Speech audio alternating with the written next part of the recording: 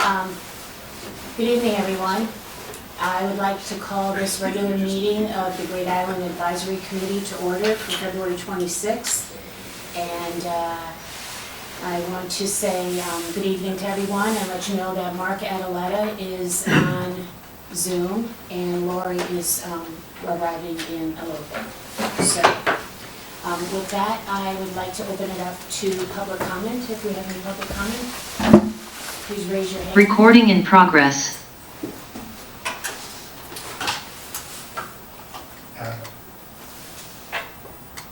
Okay. Okay, we have one person in public comment. Okay, we have one person in public comment. Okay, Alexa Sweet, you're up for public comment. You can unmute now. Okay, sorry, it's weird, I didn't see my own hand getting raised up. Perfect. Okay, can I go? Yes. Okay, Alexis Sweet, 20 Beverly Place. Two quick things. First, a quick question about Saturday's event. I'm just wondering, will there be an opportunity for an open community-wide Q&A at the end of the presentation in Town Hall? Last time, they only allowed sort of individual and small group questions at the end. And in thinking about it, it seemed like a missed opportunity to have a collective dialogue between residents, the committee, and the consultants. I think we would all benefit from hearing each other's questions and the respective answers in an open forum. So if it's not already part of the presentation on Saturday, I'm hoping that maybe there's a way to shoehorn in 15 or 20 minutes of open Q&A. Second is just a question about, there's a lot of talk about desire for early wins. And I'm just curious about where this desire and urgency for early wins is coming from, because I've also heard the consultants say numerous times that what residents are feeding back is that, we want the process to move slowly and carefully. Given we've spent close to $90 million to date on this once-in-a-lifetime property, if there's ever a time to measure twice and cut once, this would be it. So that's all I wanted to say. Thank you. Thank you. Thank you. Does anyone else have any comments, public comment? Okay, Monica, I don't see any other hands raised. Okay, next up we have Becca Sturgis from Reed Hildebrand. Thank you, Monica. Glad to be back. We're very happy to be preparing for the big community conversation on Saturday.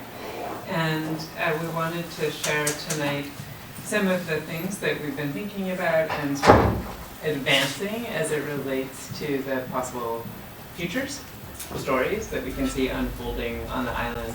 So Felicia, if you can share the presentation, that'd be really helpful. Thank you.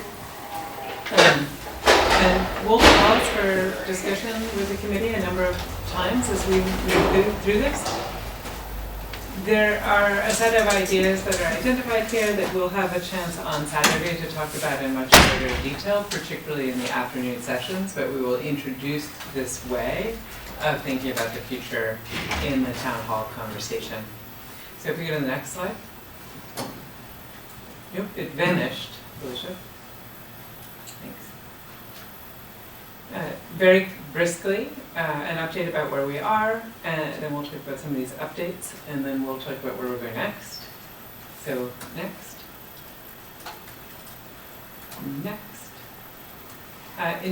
In the calendar related to the process, we're a little bit more deep into the master planning, which is exciting. So we've been synthesizing a lot of the feedback and the findings to try and advance different seemingly feasible futures that in one way or another incorporate much of what we've heard from the community and from the experts that we have met with. So we are about to have workshop number 3 on Saturday. As part of that, there'll be a little bit of experiential engagement. We are looking forward to the spring as the weather gets warmer and the days get longer to think about some other ways to have people back out on the island. We have wrapped up our second round of focus group sessions, and we are very excited to be kicking off a survey after the events on Saturday come to an end. And that survey will be open for 3 weeks. Upon that, there'll be some further reflection and discussion with the committee and others, and we will refine all of that feedback into a vision, a plan to move forward with. And then that plan will be shared out as a concept in May with the community. There'll be some experiences related to that. And based on the feedback from that concept, it will be tightened up, the costs will be developed related to it, and a phasing strategy advanced, and then we'll hand it over to the town next. So just sort of at a high level to share out some of the things that we have talked about with the focus group meetings, and there's a little bit more detail, but we wanted to highlight that I think as it relates to governance, some of the clear hopes that emerge were the idea that we can really increase the numbers of people without compromising all the attributes that people treasure on the island. And that as we look to program and build out the future on the island, there is a way to find balance between public and private partnerships. And so I think even while the sense is that it wants to feel very much a part of the town, that there is likely to be a future where some private entities as well as not-for-profits are in partnership. And that this concern for making sure that some level of revenue is enabled to offset the costs of operating the island is important.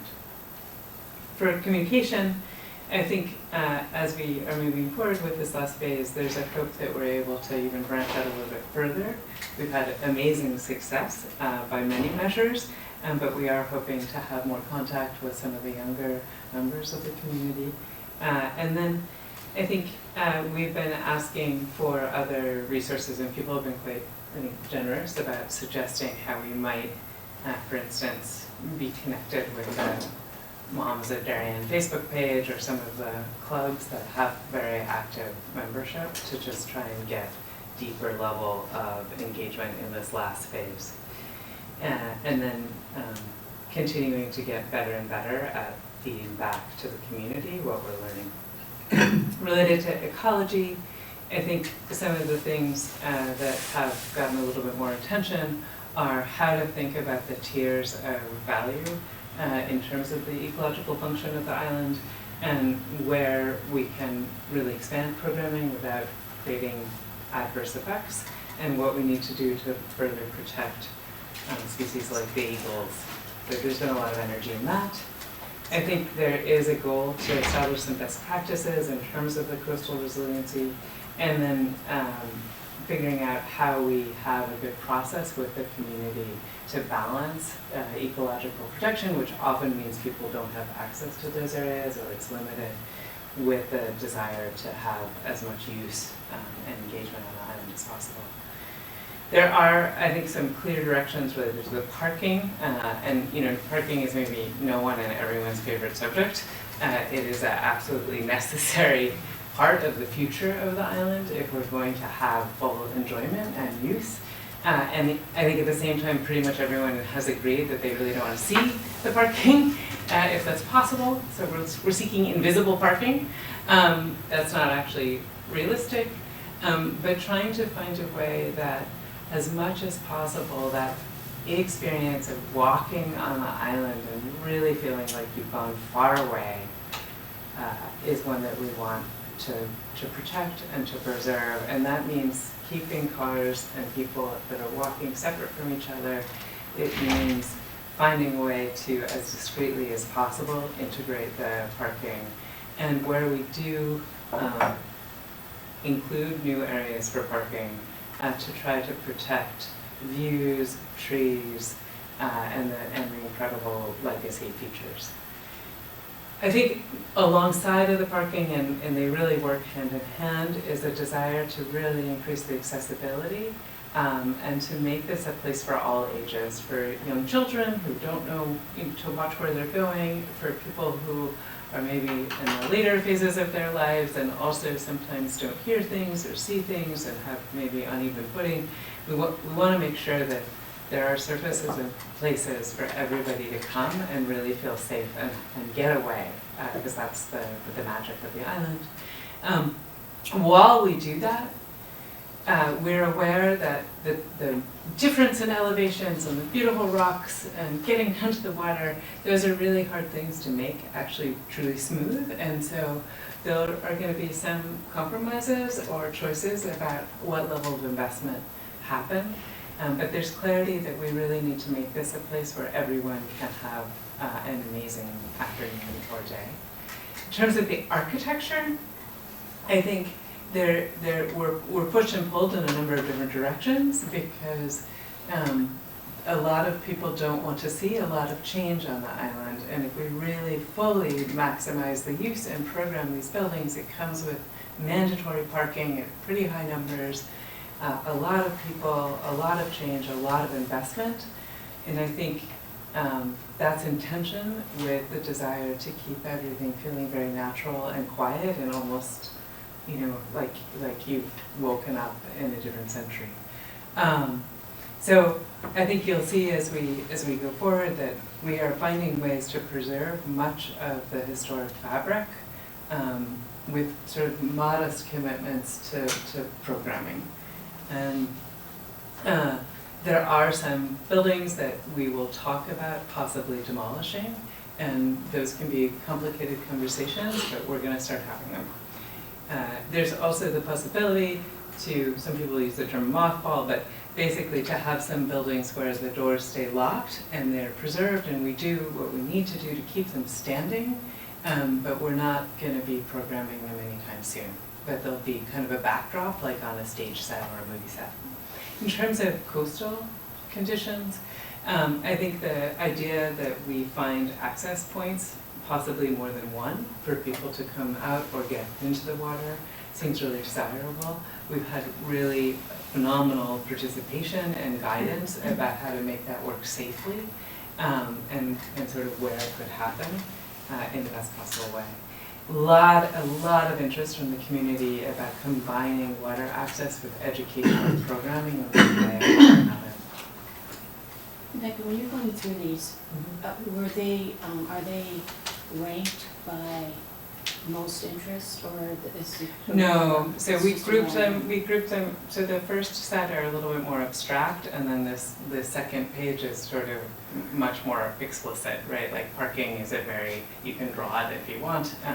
Same thing in terms of the building. If we show a picture where we removed a building, that might be very vivid, whereas when you talk about governance, it's a little bit fuzzier. So. Right, but when you were doing the focus group, was the number one in architecture concern about potential demolition? No, Okay. so sorry, no, thank you for asking that question.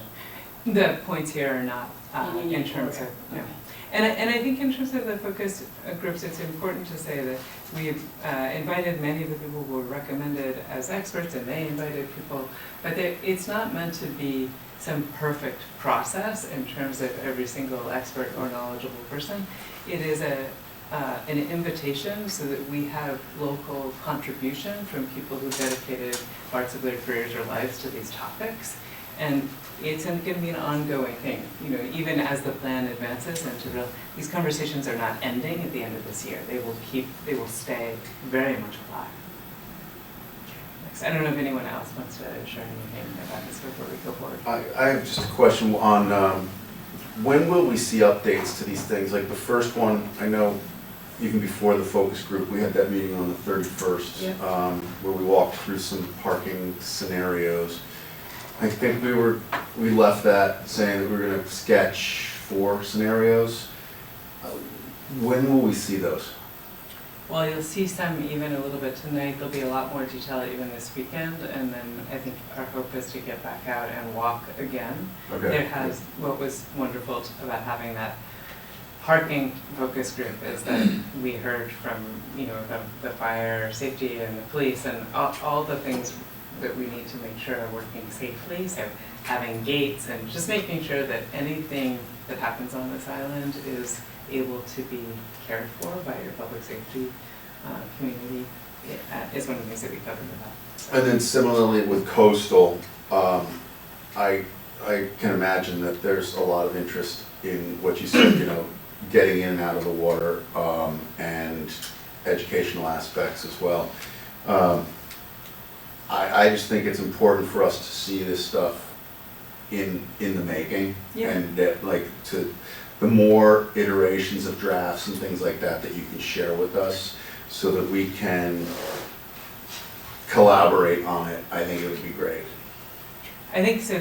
The hope is that on Saturday, there's a lot of ideas that even ones we maybe haven't thought about that come forward, but they're also, the good news about right now is I think the ground rules for most of these things about what makes something feasible or infeasible, much more clear. So I think the sort of pieces to build a Lego future are now in hand, basically.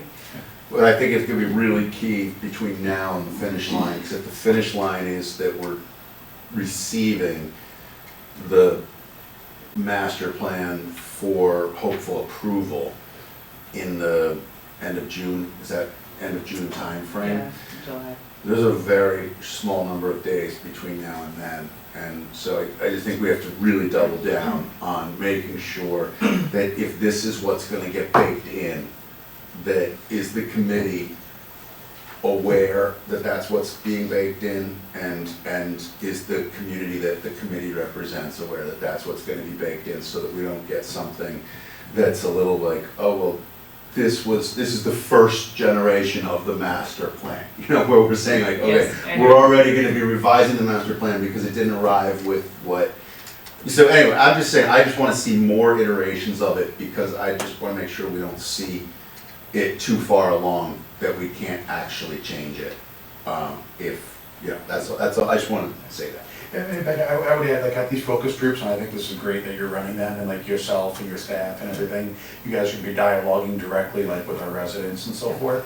I think it's, you know, it's important as we're sort of collecting feedback from them, that's sort of one of the pieces, but there's ultimately going to be what is possible, what's the timing, what's the expense, what are sort of the trade-offs and so forth, and I think it's important to just make sure everyone knows, like, we're listening, but there's many different dimensions that we need to kind of bring together, and so what may seem interesting may be too expensive. What may seem interesting and not expensive may be very difficult in terms of creating operational costs that might tax the budget. So it's really going to be just make sure all of our residents really know that we're beginning the process of listening, but there's a lot of other input. Yeah, and I mean, I think there's also, it's clear already, just, it's a phenomenal island that has received an enormous amount of investment in its history already, and the capacity for the town, as prosperous as Darien is, to take full advantage in a very short time of everything that's there is probably not realistic, right? So I think this idea of phasing the future is going to be as important as what we even describe in the master plan, right? There are going to be some really important choices about what happens first. So I will keep going if that's all right. So in terms of updates, we can, some of these slides we'll move through quickly. I think, you know, all the updates that we're going to share are in some ways driven by what people identified as what they most loved, because actually, happily, pretty much every word here is a positive word, right? So we want to make sure we're not moving away from what makes that island so remarkable. Next. Some of the things that we've been starting to think about since now we've set these ground rules for what's really important in terms of ecology or what the regulatory limits are. Mark is here. Welcome, Mark. Is what are the kinds of additional activities or opportunities that make sense? And there was a lot of excitement from the community about introducing play in some way. So that's an example from Governor's Island. The idea of potentially having some either concession or restaurant so you could eat, possibly have oysters or something, thinking about the waterside location. That's an oyster bar that's also on Governor's Island. And then I think the sense that we're going to try and find ways to have seasonal activities that take advantage of the different times of year and this specific sort of beauty and excitement. So is there a way of having a temporary skating ring or something that really gets people out on these winter weekends and days? Next. Some of the experiences that I think we feel we really want to build a future that supports these, the idea of being able to host events for the community in different locations, potentially simultaneously. I think the scale of those and what's the right size and what are the noise or sound limits, all of these things are ones that we're trying to get a better handle on. And then this connecting to the water and the specific interest in kayaks and paddle boarding and sort of some level potentially of shell fishing and where the opportunities for that, that's just enormous interest and excitement about that. As simple as walking paths seem, I think that's, you know, the greatest cry is to make sure that this continues to be just the best place in town to take a walk. And then there's an array of possible other choices and futures because people have thrown out many, many ideas, and so we'll be bringing a narrower set of those for a little bit more discussion and sort of pointed consideration this weekend and going forward. Go to the next.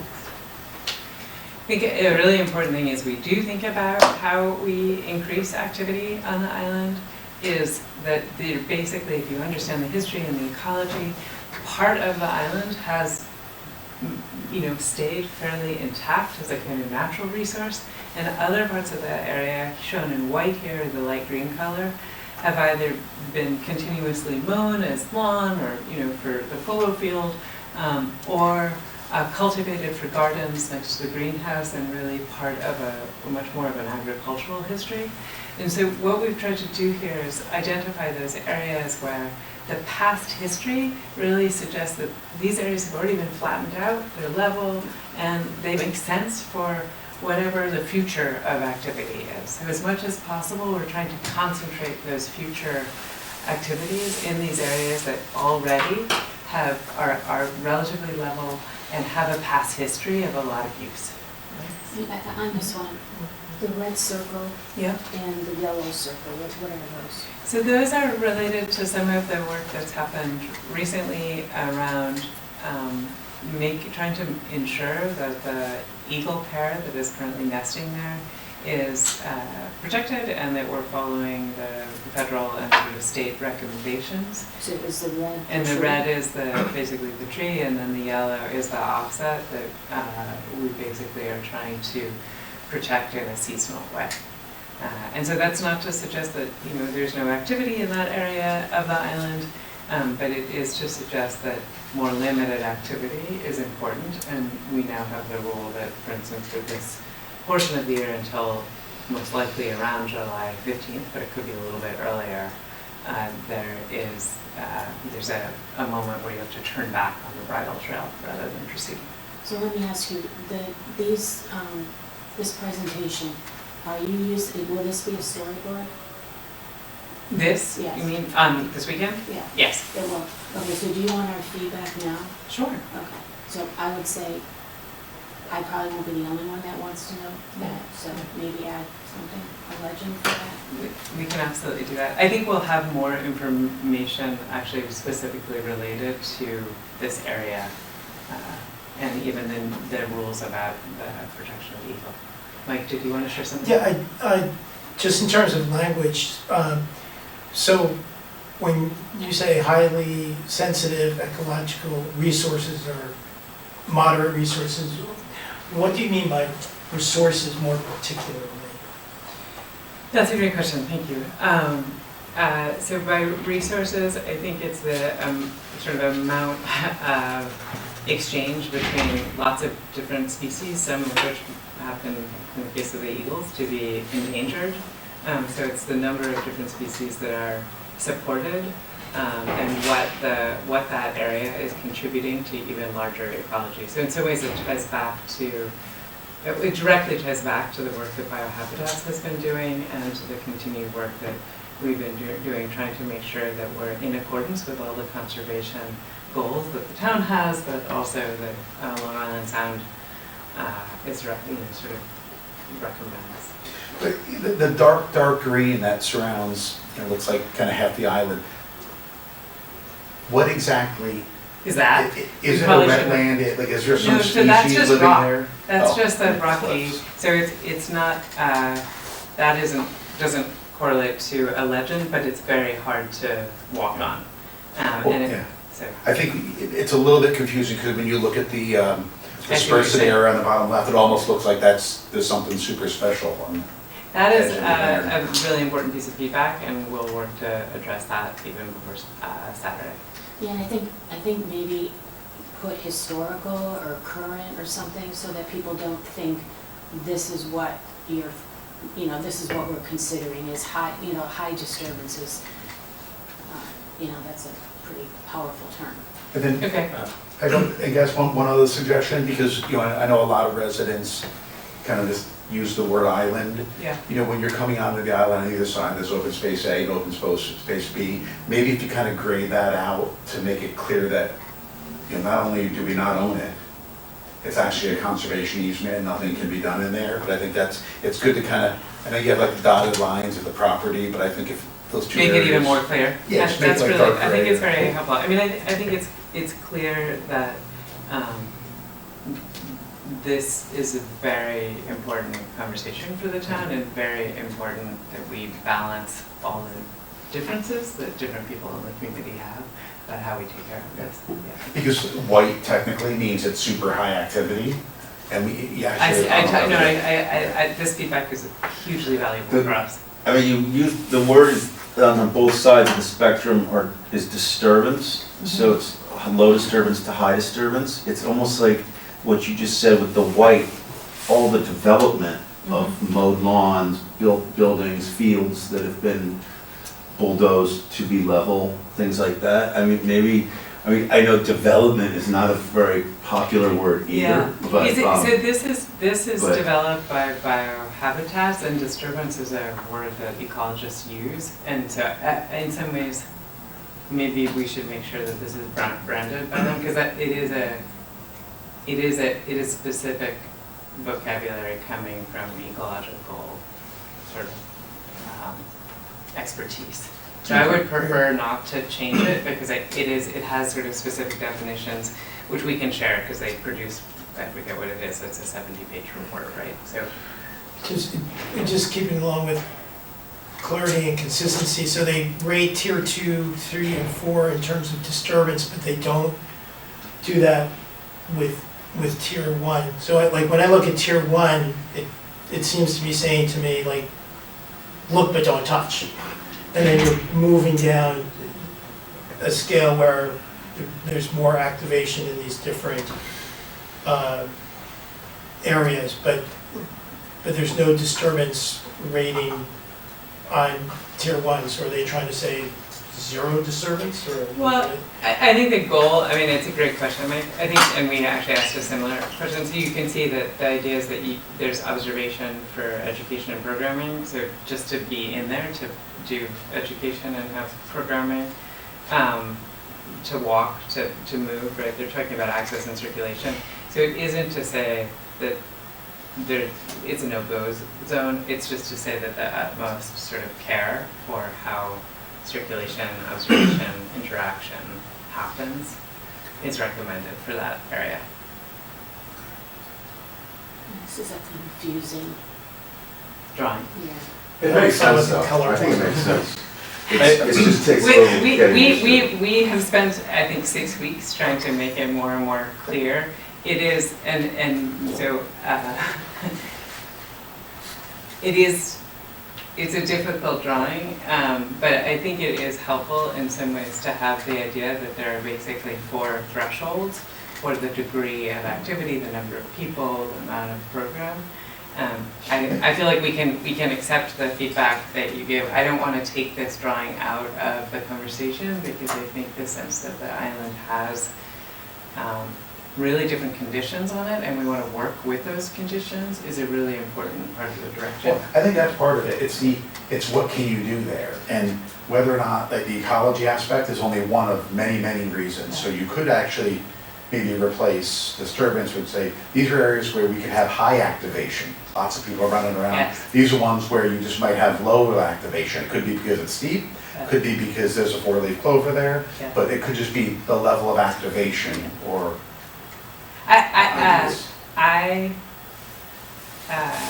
think we will, so we have tomorrow and Friday, or really probably a day and a half to think about how to make this even more clear, and we're incentivized to do that, so I appreciate this. Lori, I'd love Well, to you hear could from be you. during your remarks, Yes. you'll be describing this. Yeah. So I think, right, you can be taking some of this feedback when you think about How to- the words how to you're say going it to use differently. and how to say it. Yes. You So might not people have know time the to change the disturbance. art, but maybe, you know, Right. when We we're can talking change to the the art. whole community, Yes. Yeah, really explain what these terms need, so Right. there's a common understanding of what we're talking about. right, disturbance is, you know, a defined. Maybe for the Lord in the room, we would say, those are not capital letter defined terms. These are small letter descriptive terms. He's like slamming. But it seems pretty, I mean, it seems fairly easy to understand. I mean, the white areas are disturbed. They've been, Right. they've been developed, they've been used by previous owners of the property Yeah. for things like fields and riding and walking and living and gardening and driving and I think if I'm hearing you right, you're saying, and we intend to continue to do those types of things in those places. We are inclined to say that it makes an enormous amount of sense from a cost, from an ecological, from a historical, and from a future thinking point of view, that it is very logical to use those places that are already level, that have already been used by people for a long time, and continue to start there as we go forward. And conversely, the green shaded, whatever shade of green, light, medium, or dark, conversely, makes sense to probably leave Yes. natural. And can we, so there's also one thing we thought about is actually to show, there's an amazing photograph from like 1920 or something that shows the island from, 100 years ago, and it makes it very clear, this history, and perhaps we show that before we show this, because I think the sense that there's a historic pattern of activity, and that we're really trying to build off of that history, is maybe the largest point that I'm trying to make. And as we go forward with choices, taking advantage of how other people have made sense of this island is one of the ideas that we want to use. I would like to keep going because I hear you and I appreciate this, but there's a lot more that we want to share with you. Yeah. One more comment I'll stick Sure. in. What I actually think was very helpful when you think about high activation, low activation, is showing you what's there. Back when you talk about the circuits, and you draw like the yellow lines, what's possible, almost overlaying that on top of here begins to make it, help it make sense, because people will see, like, this is why it might make sense to have the circuit go here, because there's a lot of white area. So I think that's great advice, because one of the things that we could do as we get to sort of the conclusion of each of the possible futures that we're sharing out is to put that over this, so you can see how it works with that. Totally helpful feedback. Thank you. Okay, moving onward for the moment. Very simply, we have been trying as much as possible to establish criteria and principles to base decisions on. So just to define for everyone what design criteria are, those establish what needs to be solved for, and then the principles are basically the set of agreements that the community will share about how to make good decisions about which design to go forward with. And so now if we go to the next slide, one of the, I think, major principles, and it's the whole reason the town bought the island, is to bring people to Great Island, right? So we are seeking ways to find paths, make circuits for everyone to come and connect. And as much as possible to do that, we want to use the flats for that activation and gathering. And so movement is up or around the difference in topography, and then the flats are where we really want everyone to come together. Go to the next. I think the reason when you go to Great Island, it feels like the island is more like 200 acres instead of 60 acres is because of the degree of difference from one moment to the next. And so as we develop it or activate it, we want to make sure that those differences between one condition and the next are protected, and we don't lose that amazing sense that, oh, I'm up high and it feels like a meadow and I'm under trees, and now I'm down low, right on the water, looking out at Ecological, or now I'm in the woods and I can see far out into the sound. If we go to the next. I think, again, a very kind of clear feeling is that the completely memorable experience of going for a walk on Great Island wants to continue to be an almost life-changing experience.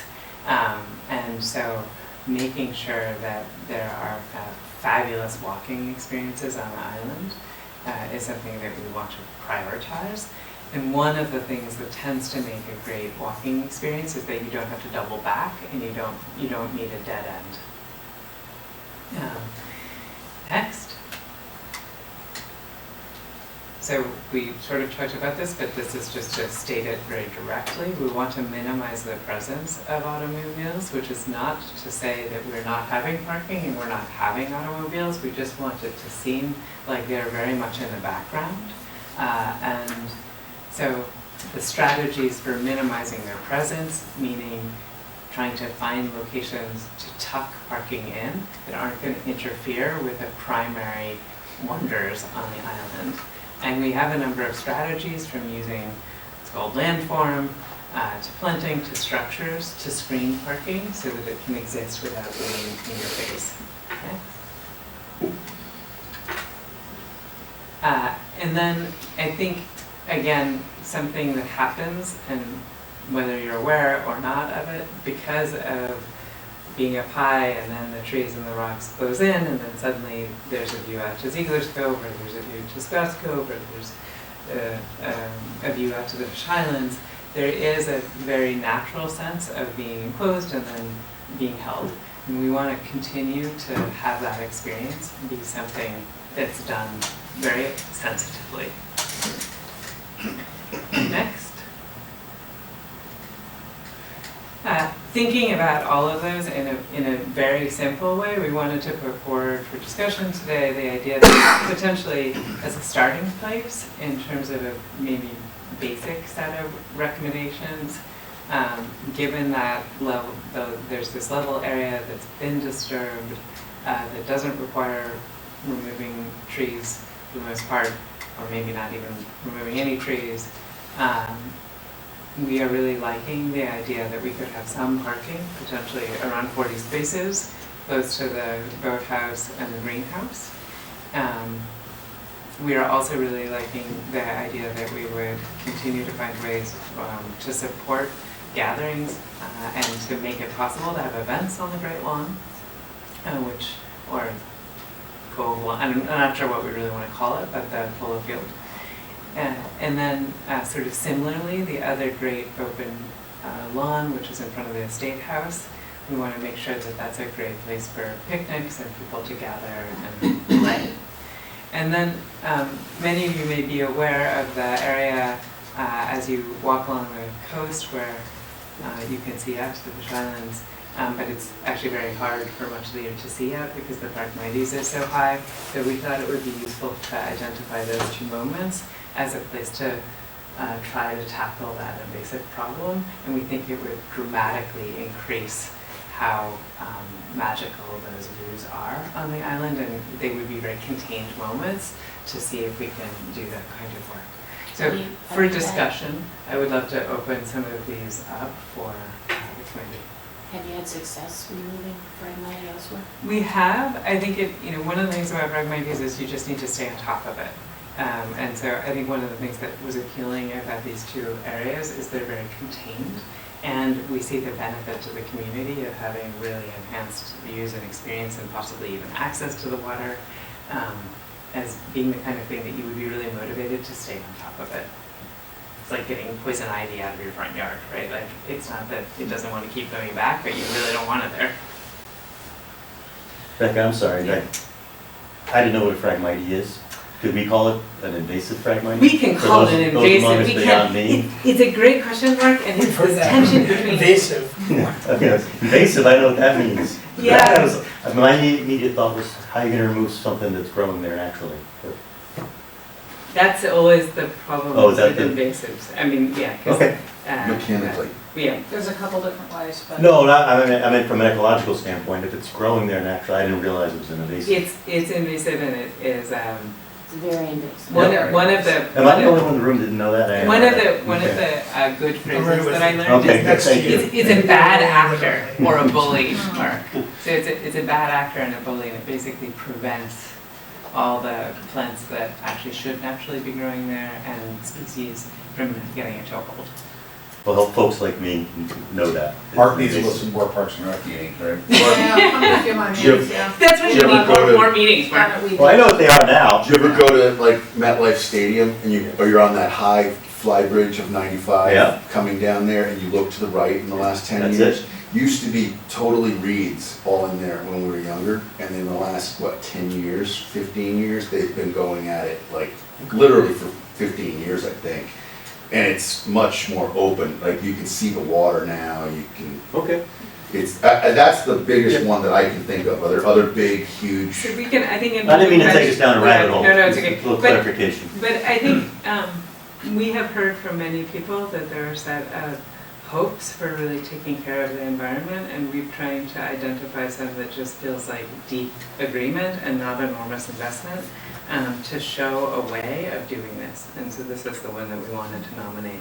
The key is that these are relatively small. They're small right, and you can little stay on top of pockets. them. Yeah. But we should stay on top of them. Yeah. Because Yes. they will continue. Right, I mean, I think that's the other reason, which is it is just a growing problem, so. So when you say, Becca, 40 spaces by the boathouse, There's no number up here, so I think the Okay. actual number is, but I don't want to suggest, there's been a lot of conversation and I think a lot of concern about how much parking is likely to happen here. I can say publicly that there is a recipe between how much parking and what happens in the different buildings. And so I think our sense is there does need to be some general parking, and it doesn't want to be an enormous amount, at least at the beginning, but there needs to be a place for people to come and park, and that there are all sorts of safety reasons for that.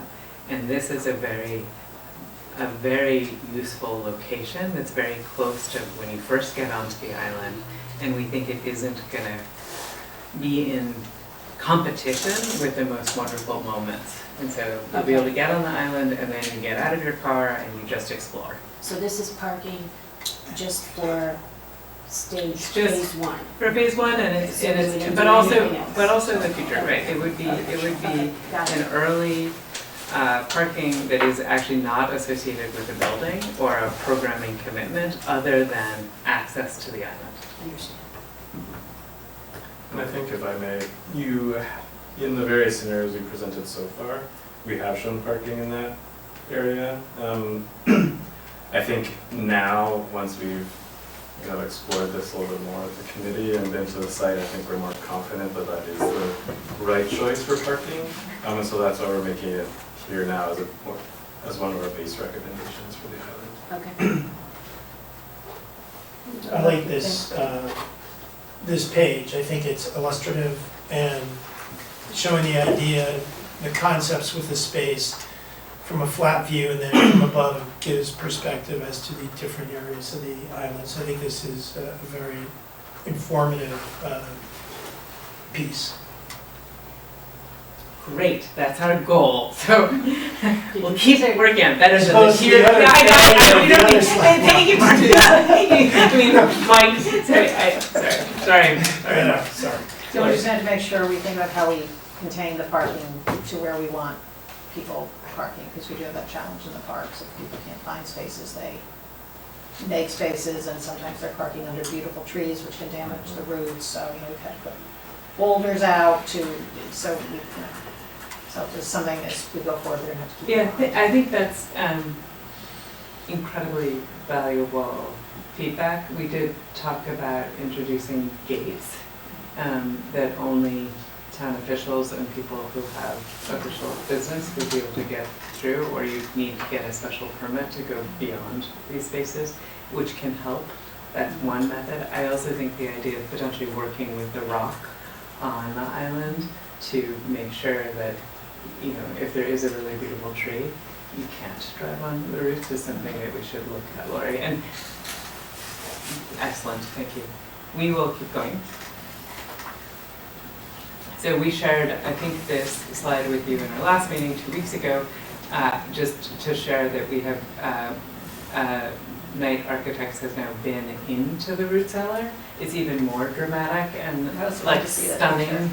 of a space, and really seems truly like a breathtaking place to build the basic amenity of restrooms. It suggests that there might be other features for the rest of the space because we don't need that much space for bathrooms.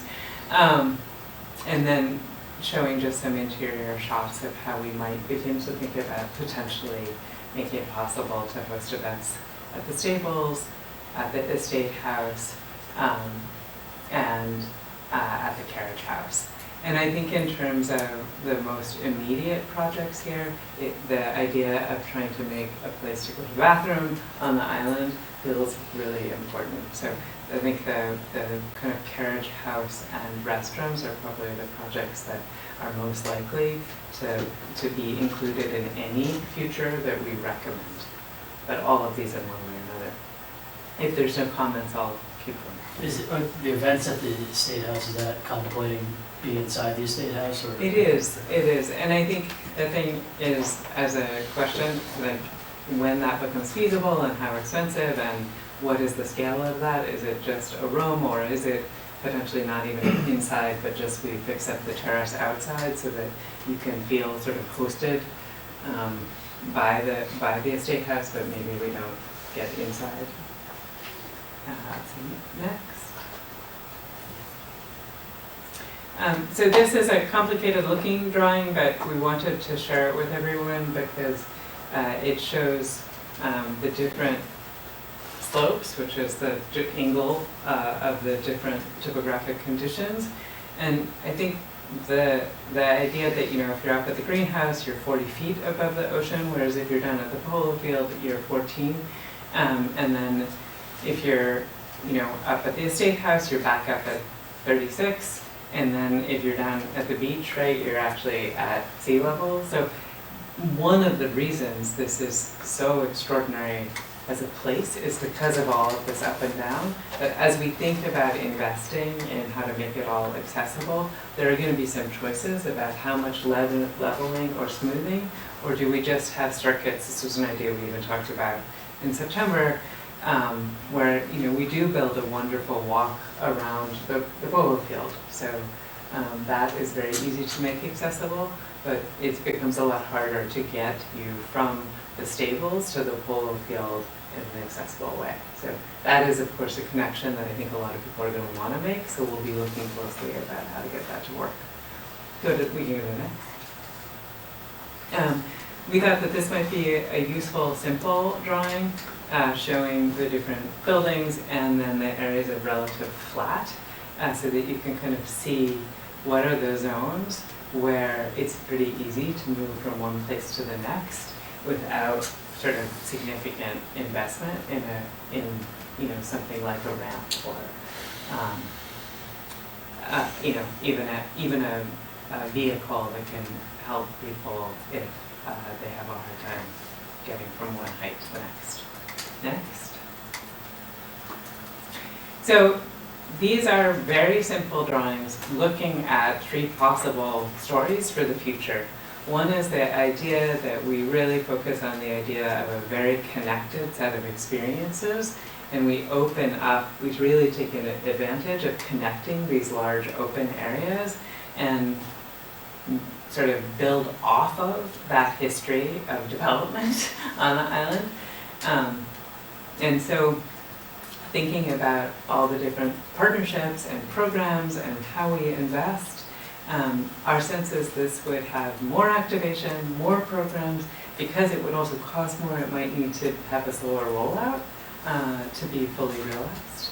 If you look all the way at the other end of the page to something that is easier in terms of time to maybe completely realize, because it has less investment and is potentially easier to permit and lower impact. The idea of returning much of the island to more of a forested condition, more of a secluded set of experiences, where we try and identify a set of more low impact programmatic offerings, still very much maintaining the history and the stunning works of architecture on the island. And then a more middle ground solution, which we're calling for the moment the commons. And this is saying that you have a big upland meadow area around the greenhouse, maybe dedicated to cultivation. You make a linkage between the stables and the polo field, which builds off of that equestrian history on the island and connects you to the kind of party zone of Ziegler's Cove.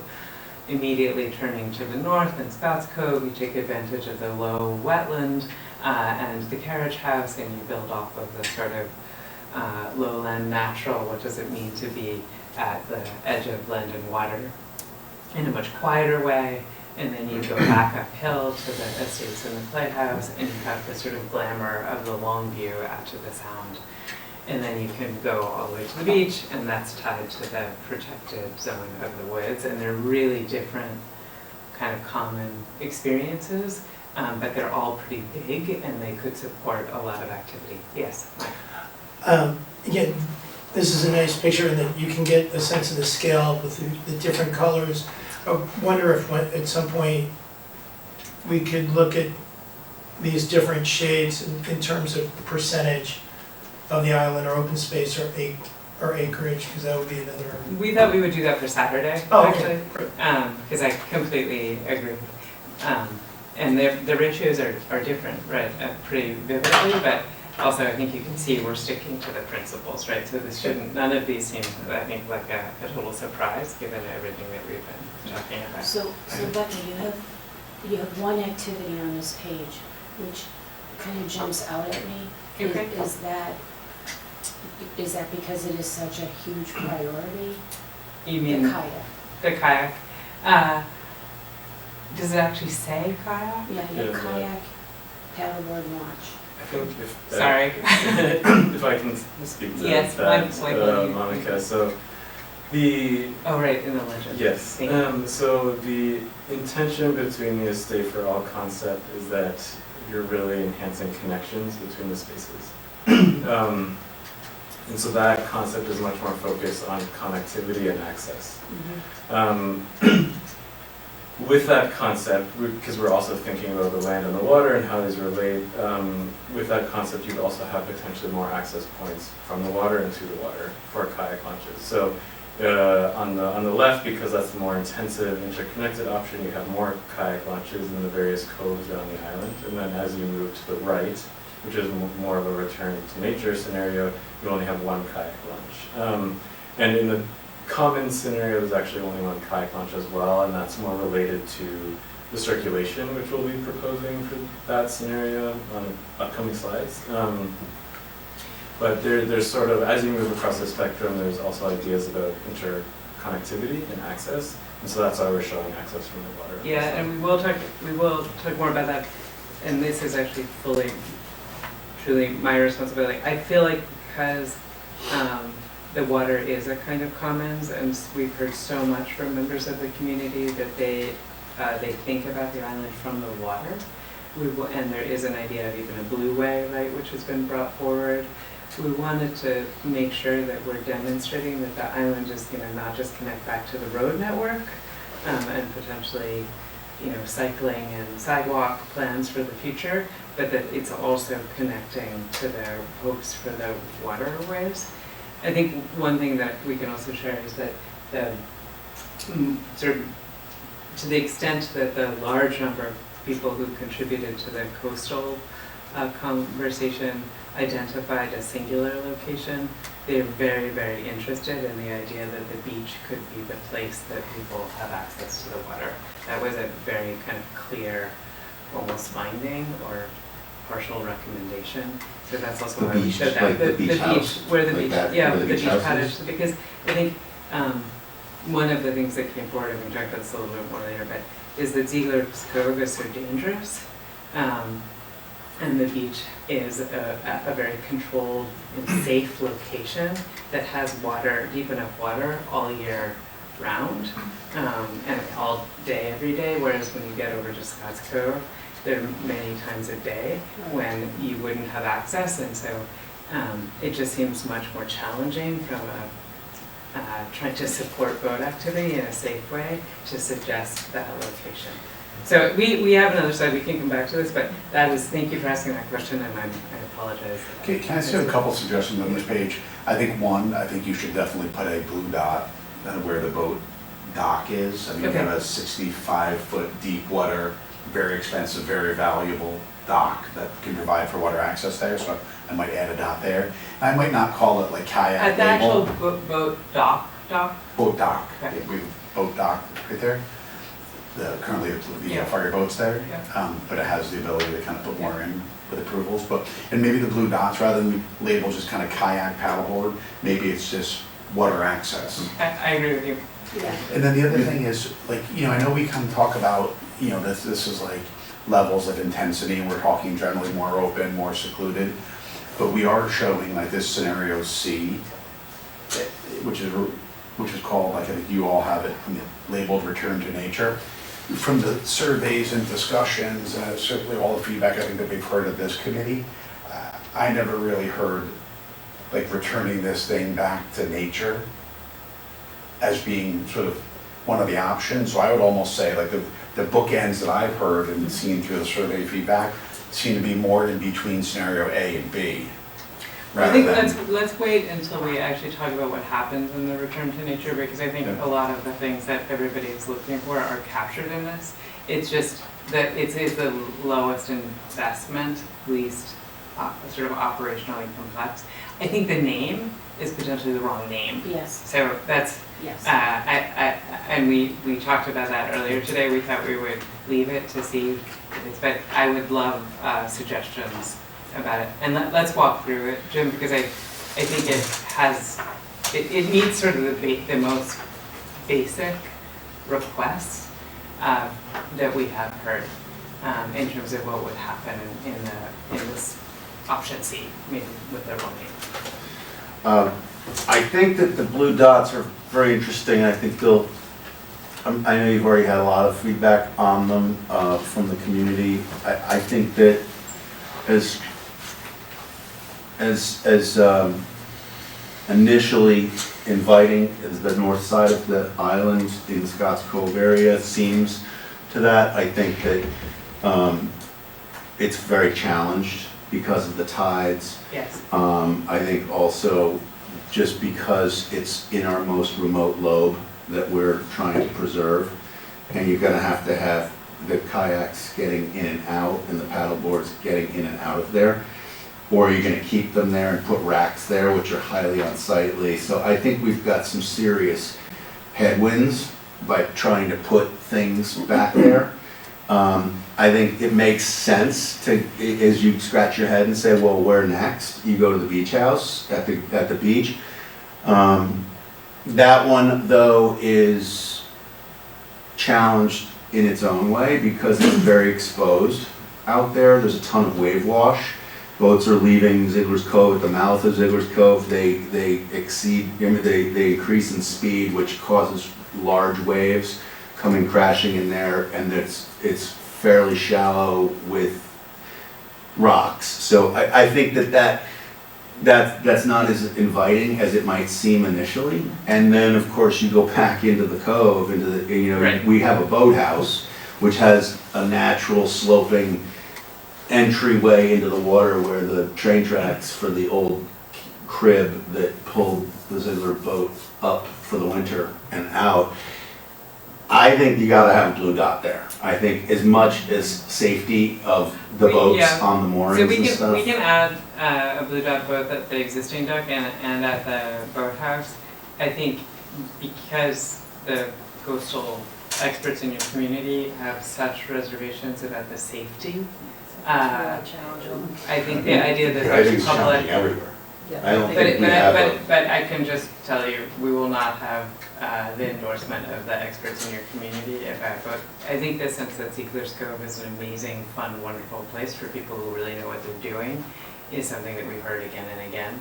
And that for the town to take responsibility for people having access there seems unwise. So we can talk about this more, but I think the idea that we can show blue dots, it seems right and correct for what we're trying to talk The about. harbor master, I don't know where it stands because coastal hasn't met in a while, but the harbor master has been working on getting that whole area entering into Ziegler's Cove designated as a 5 mile an hour zone. He's been working on it for a while, John, but you have to go through CT deep and different, but that's been talked about. I know it would be worth following up with John Keenan to see if we're good on that, because it would take the whole area between fish and kind of all coming in, and it would be marked as 5 mile, and it's exactly to get rid of all of that wave and slash from all the boats, you know, that come whipping in there and then just slow down right as they're going through between the two sides, but That would help, but been working on you're that. open to the whole sound. True. With That waves will coming help. in That will there. help a lot. But I mean, I would just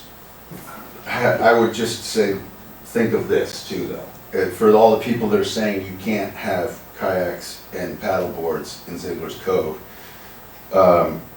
think about Norotan Harbor, Pear Tree Point Beach, Darien Boat Club, Norotan Harbor, all the people that live on Long Neck Point and in the bay that are all launching into that waterway. I don't think we're saying, we don't control policy there. I think what we're talking about is what are the provisions that are going to be provided and who's going to provide the oversight on the island and what are we investing in. So there's no, we have no mandate. Yeah, but to- Michael, we are saying things like, and the comments have been made, Ziegler's Cove is dangerous. I completely disagree with it, because it's a designated Connecticut harbor. It's under the control of our harbor master. It's monitored, and it's with no wake zone.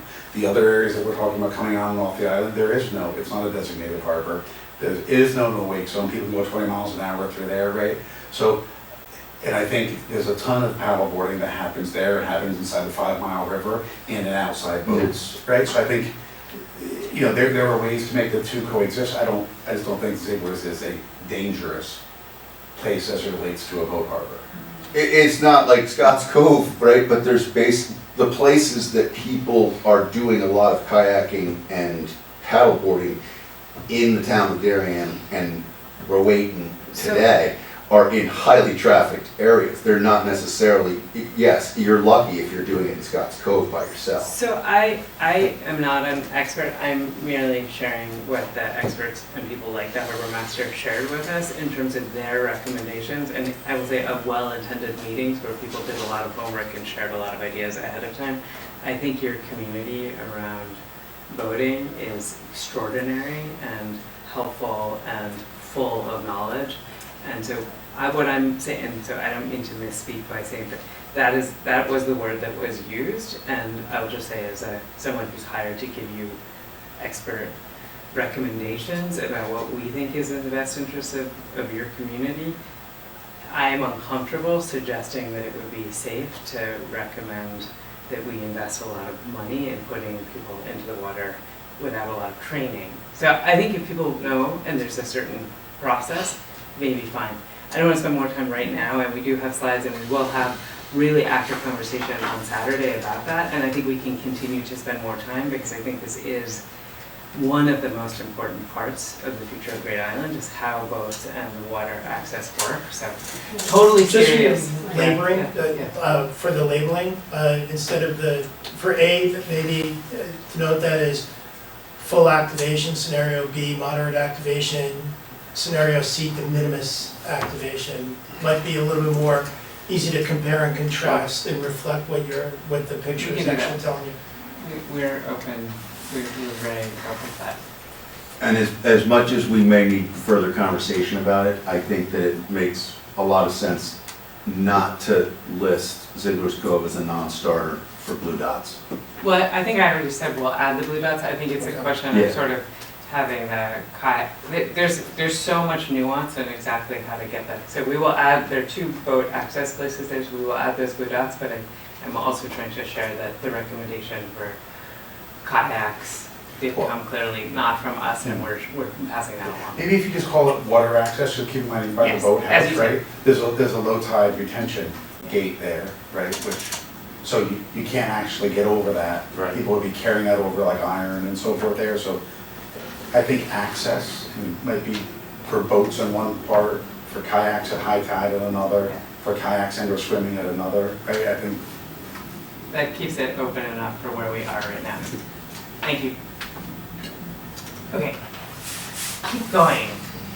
So in terms of the most maximum version, scenario A, the thought is to look at returning to having some level of cultivation, to possibly having the greenhouse take on greenhouse-like activities again, as it relates to the Great Lawn, which is also the polo field, to actually invest in some infrastructure, so you really could have things like food trucks or performances.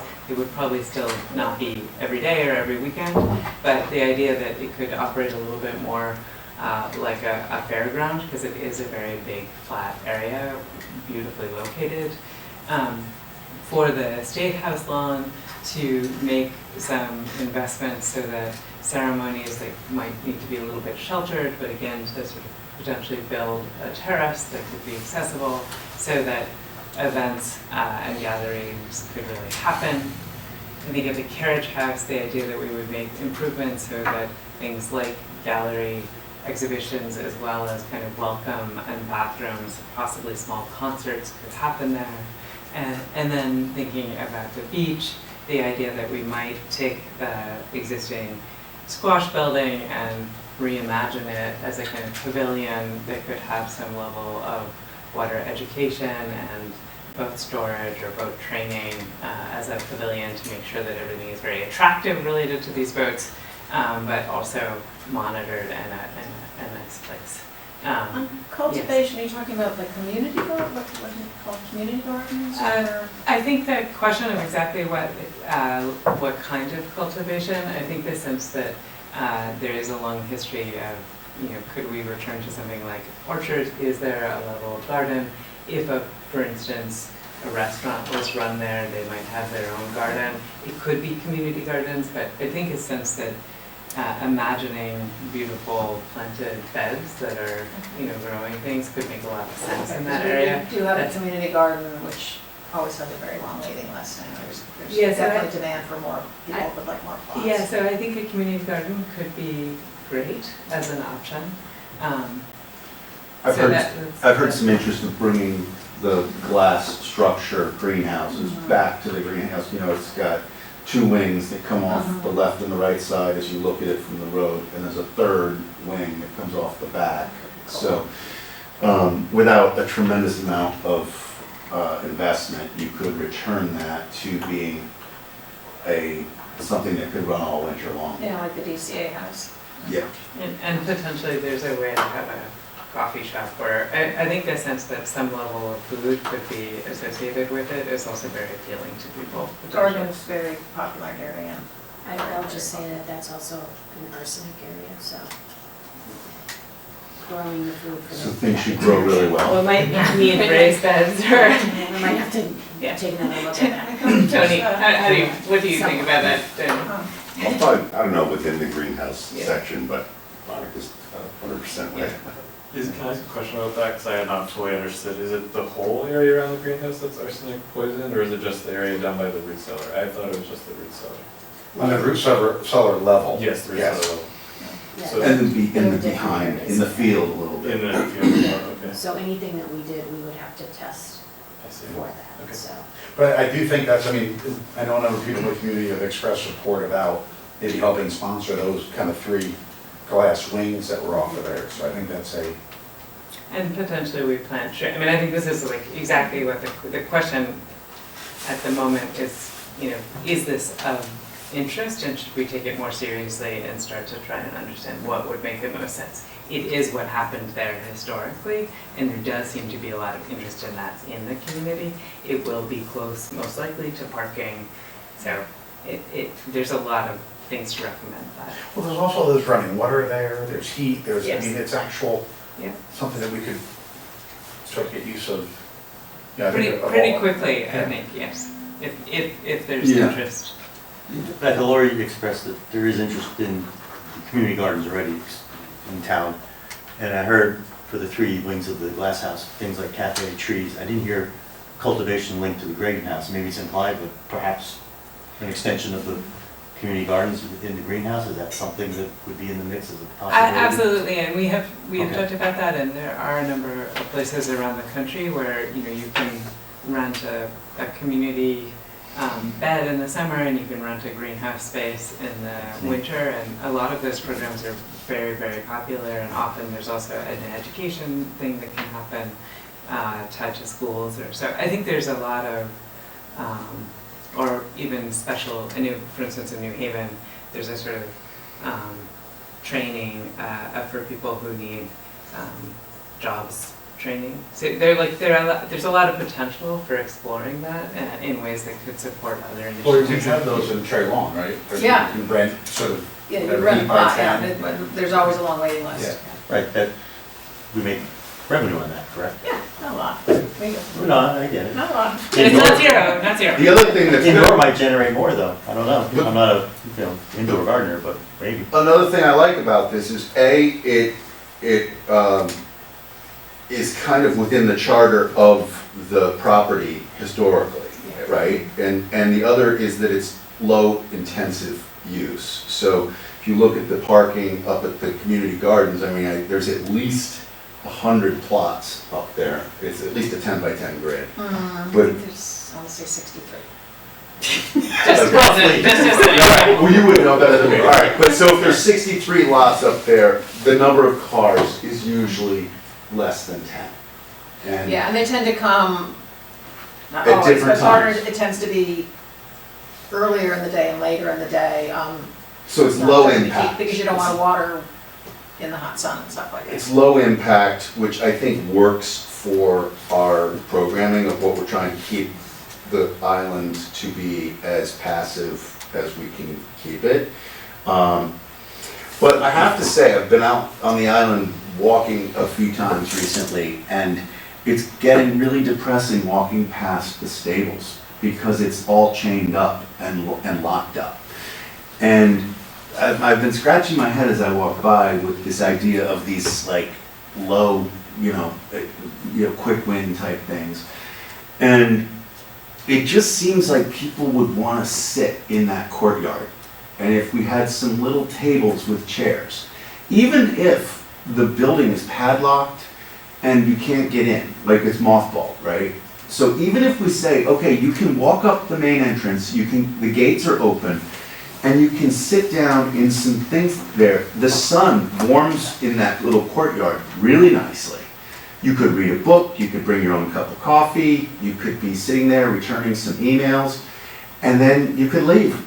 And it's $0, well, it's not $0, the tables and chairs might cost a little bit of We money. have to but smooth it, but I it's agree that. very low impact. Yeah, When I walk past there, I thought that. yeah, I And think that's. it would be so much more inviting for the community to come in and feel the presence of the building, and that you're in its presence and you're really enjoying the area. And we haven't even put a shovel in the ground or replaced a window or anything. I think that's one of the reasons why we have identified sort of events, and maybe that's the wrong word, but like the idea that that forecourt for the stables should get some attention.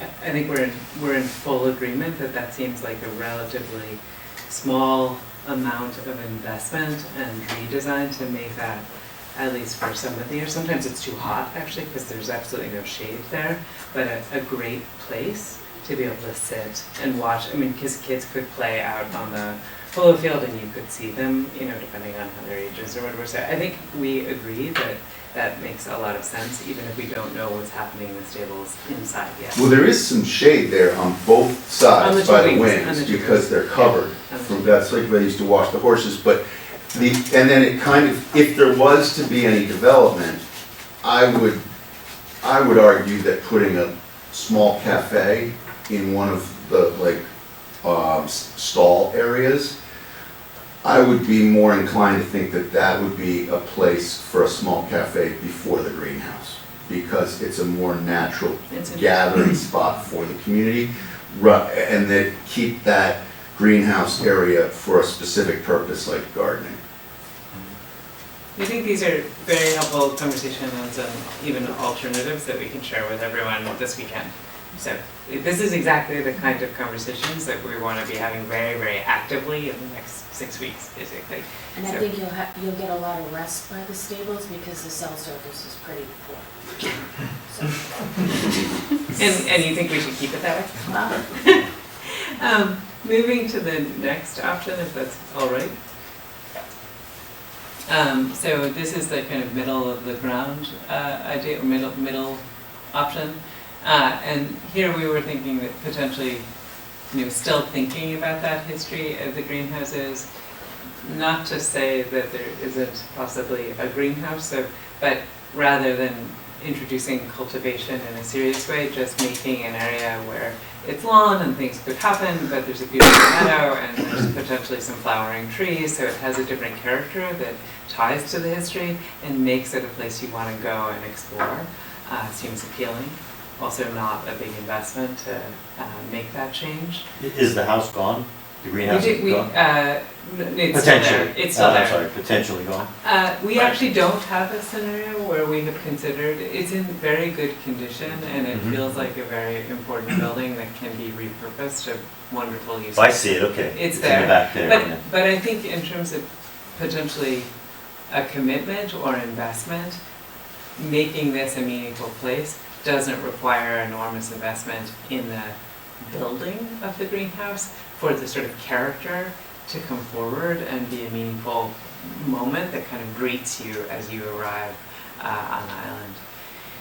The thought potentially as a help to the experiences on the polo field, but maybe not the same level of infrastructural investment and even scale of events in the future, preparing the Great Lawn to be able to host more temporary kinds of events that might be more by special permit or agreement. And so most of the time it would be for sort of passive play and, running around, but not putting a lot of new infrastructure in, just enough that you could reasonably host events. I think we do see in this option as you shift toward the estate house, the idea that we would want to make preparations to have gatherings more than just picnics, something a little bit more special. So making sure that their bathroom's close enough by, and that it feels like a very safe place. And then I think at the carriage house, maybe with not the same level of investment as you need to really be able to host a small concert or an art kind of gallery-like condition, but to make the carriage house be able to function for classes and meetings and be a building that can convene modest-sized groups, even moderate-sized groups, makes sense to us. And then thinking about at the beach, making sure that successful provisions potentially for water access exist, but not necessarily an architectural investment.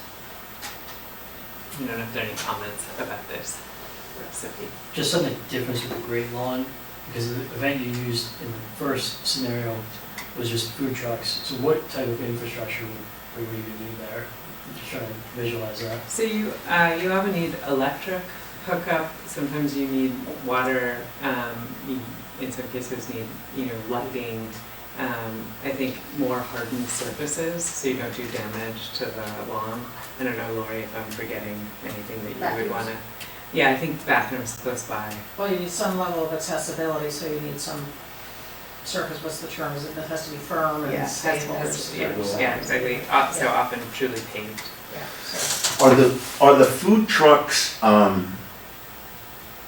able to hook up to electric these days? Do you know? Like usually when you go to a large gathering and there's food trucks, there's generators humming because the food trucks are self-contained. I'm trying to envision whether if we had, similar to like they have at a marina or an RV park where you can hook a vehicle up to a pre-existing electrical, 50 amp hookup or something like that. It would be something I think we should think about. I don't know if the food vendors can can do that right now, but it would be really nice if we ever had 5 food trucks to not have 5 massive generators running. And that there's some quiet and that they're still getting the juice that they need, but I think given that the boathouse is there, the dock is there, there is, we are likely gonna need to make a set of infrastructural improvements in this area in terms of, sewer and water. The idea that we would, as part of that, provide some basically hookup capacity for this area makes sense. It doesn't, I think it's probably a relatively small additional cost. It would open up a set of possible programming features that otherwise I think it's gonna be hard to support here. Well, as an aside, there's a town, it's like a memo, it's not like an ordinance or anything, but it sort of restricts food truck activities, so we're gonna have to look at that. Basically Yeah. says they can't be in one spot for more than 15 minutes, they have to keep moving. I think that was just redone too. If it was, I'm not aware of that, but. Yeah, I think Mindy was working on it. Okay. Well, so maybe it doesn't work, but we wanted to, I think the idea that this is a very large, flat area immediately adjacent to the fantastic Stables building and Ziegler's Cove, both of which you can just, we know at Ziegler's Cove, it's some of the best, feels like social moments in the community. And then with the addition of the Stables, to have this giant field between, it seems very smart to make sure that it could be able to host larger events. I think those are all good ideas. I'm sure like our staff knows about whether it's 120, 240, stuff like Yeah, that. I'm sure. And I think certainly we've issued permits for food trucks because I see them at Tilly Pond when Post 53 has their events and so forth, so I'm sure there's ways to get that done. and a lot of that stuff, yeah, it's like There's a process. propane or the There's a pizza process. trucks that come often are wood fired, so they're quieter. Yep, there's a process. So maybe we can move to the least, maybe impact least cost option. And so here, again, I think the idea is very much that we're maintaining most of the buildings that are loved, like the Stables and the greenhouse and the estate house, but that the sort of level of programming and the amount of activity that is being prepared for is just less across the board. And so we're still thinking that you could have a meadow by the greenhouse, that we can support different kinds of play activities, have maybe an adventure playground near the Great Lawn, that we would set up the estate house lawn for picnics and, still gatherings, but a little bit more passive, less investment. And at the carriage house, potentially just doing the very minimum to keep that building as a place for wayfinding and potentially shelter in bad weather, focus more on conservation programming and wayfinding. And then maybe at the beach, thinking about removing all of the existing buildings that are there, perhaps even going as far as even removing the breakwater that is there, and just saying that because this area is incredibly beautiful and connects you to long views and is adjacent to the woods where we're protecting the eagles, could you imagine that this whole lobe, just there's no architecture there, you really feel far away, and like maybe you've even gone to a different state or all the way up to Canada or something when you go there because it feels so far away. So back on that, I would take the kayak photo off of. We should. Thank you. So that's, just to get an array of sort of ways of thinking about how we can invest and how we can activate, without getting into the detail about the specific buildings, which, as you know, we've been exploring exactly how to think about partnerships and programs in those buildings too. I think one of the things we could kind of point out to our residents when you're engaging them, these are all sort of different versions of a long-term plan, long-term activation and intensity.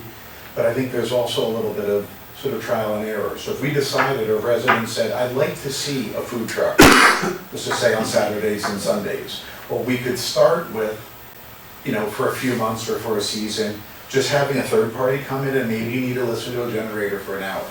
And then if it continues to work and our residents are giving us good feedback, then we work with staff and say, can you implement like a couple 240 outlets? You kind of take a little bit of a different stage. And if our residents really like it, then we can engage in things like pads. And I personally think a lot of this, and listen, whether it's the rule, access rules, which we're gonna talk about later, how we think about some of these different activations for our residents, I think it's okay to kind of try something, you know, food truck being a great example, Yeah. and see what the reception is. If no one comes, then maybe that's an investment we shouldn't make, and maybe we read the surveys wrong.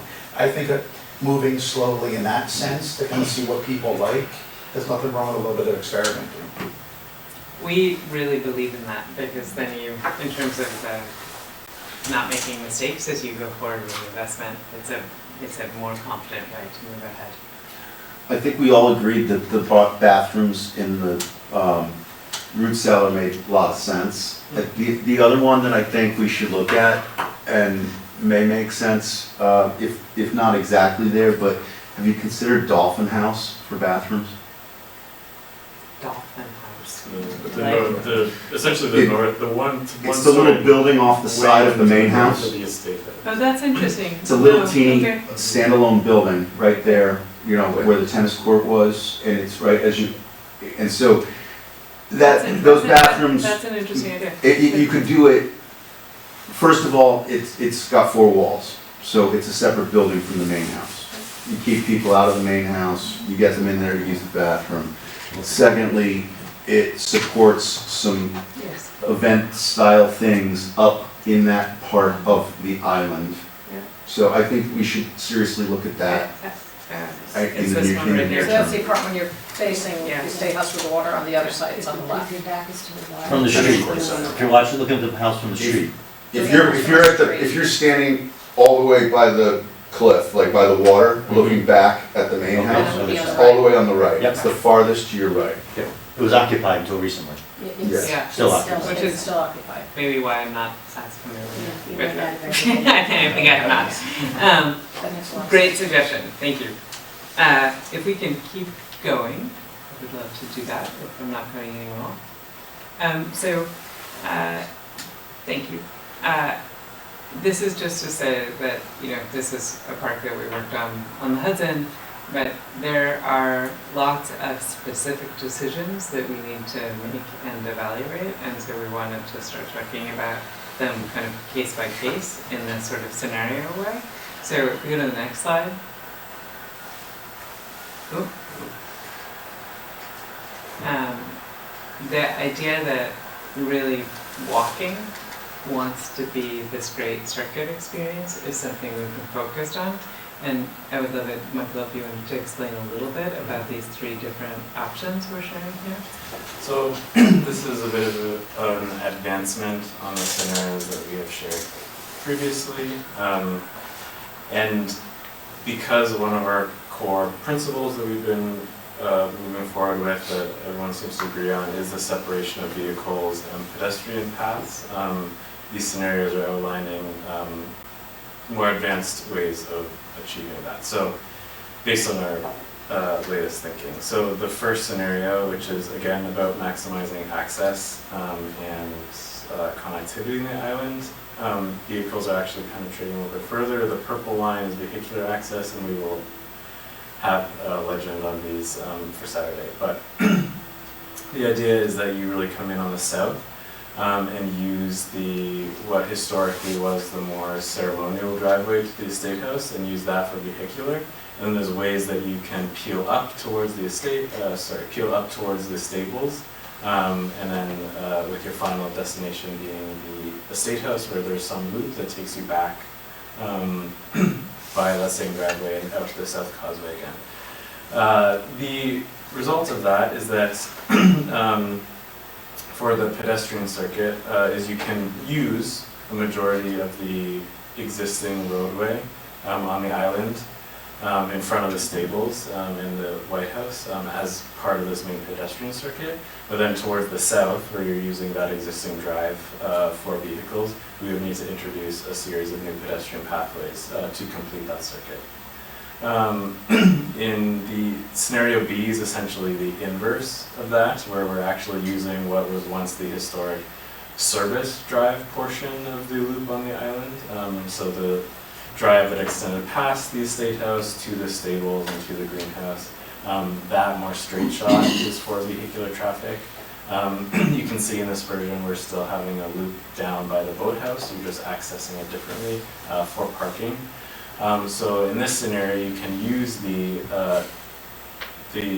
historic road to the south for pedestrians, so having pedestrians enter on the South Causeway and follow that road along the water to the Estate House. But then because we're using the northern portion of the existing loop for vehicles, that means towards the north we would need to introduce a new sort of pedestrian path to complete the circuit. So we're having complete pedestrian circuit in all of these. So Michael, Yes. on that, the dotted is for service vehicles only? So let me step back and clarify. So the island, as everyone knows, there's currently a looping driveway on the island. Historically, the southern extent of that driveway was the more formal arrival drive to the Estate House. You can see in the detailing of the roadway, it has this sort of decorative cobble shoulders. That was the way guests and the family would have arrived to the Estate House via that first causeway. Past the State House, that decorative detailing on the roadway stops. And you sort of come around to a much less beautiful, straight shot utilitarian driveway.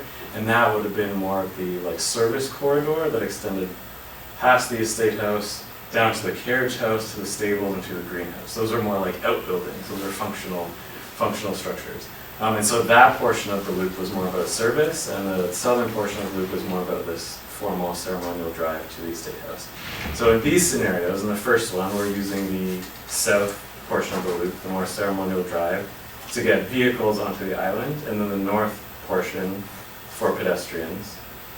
But then we're adding a new sort of pedestrian path to the south, sort of weaving around the vehicular circulation to complete a loop for pedestrians.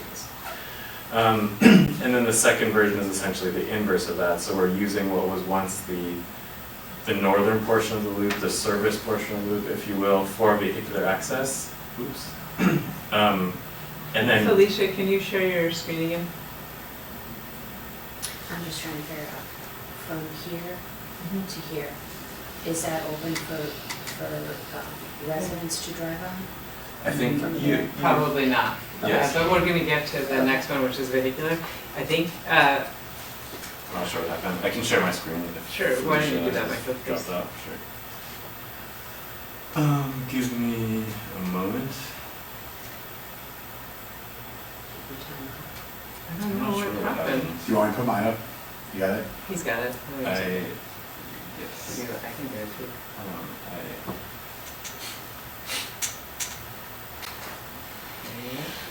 No, I have it. Great.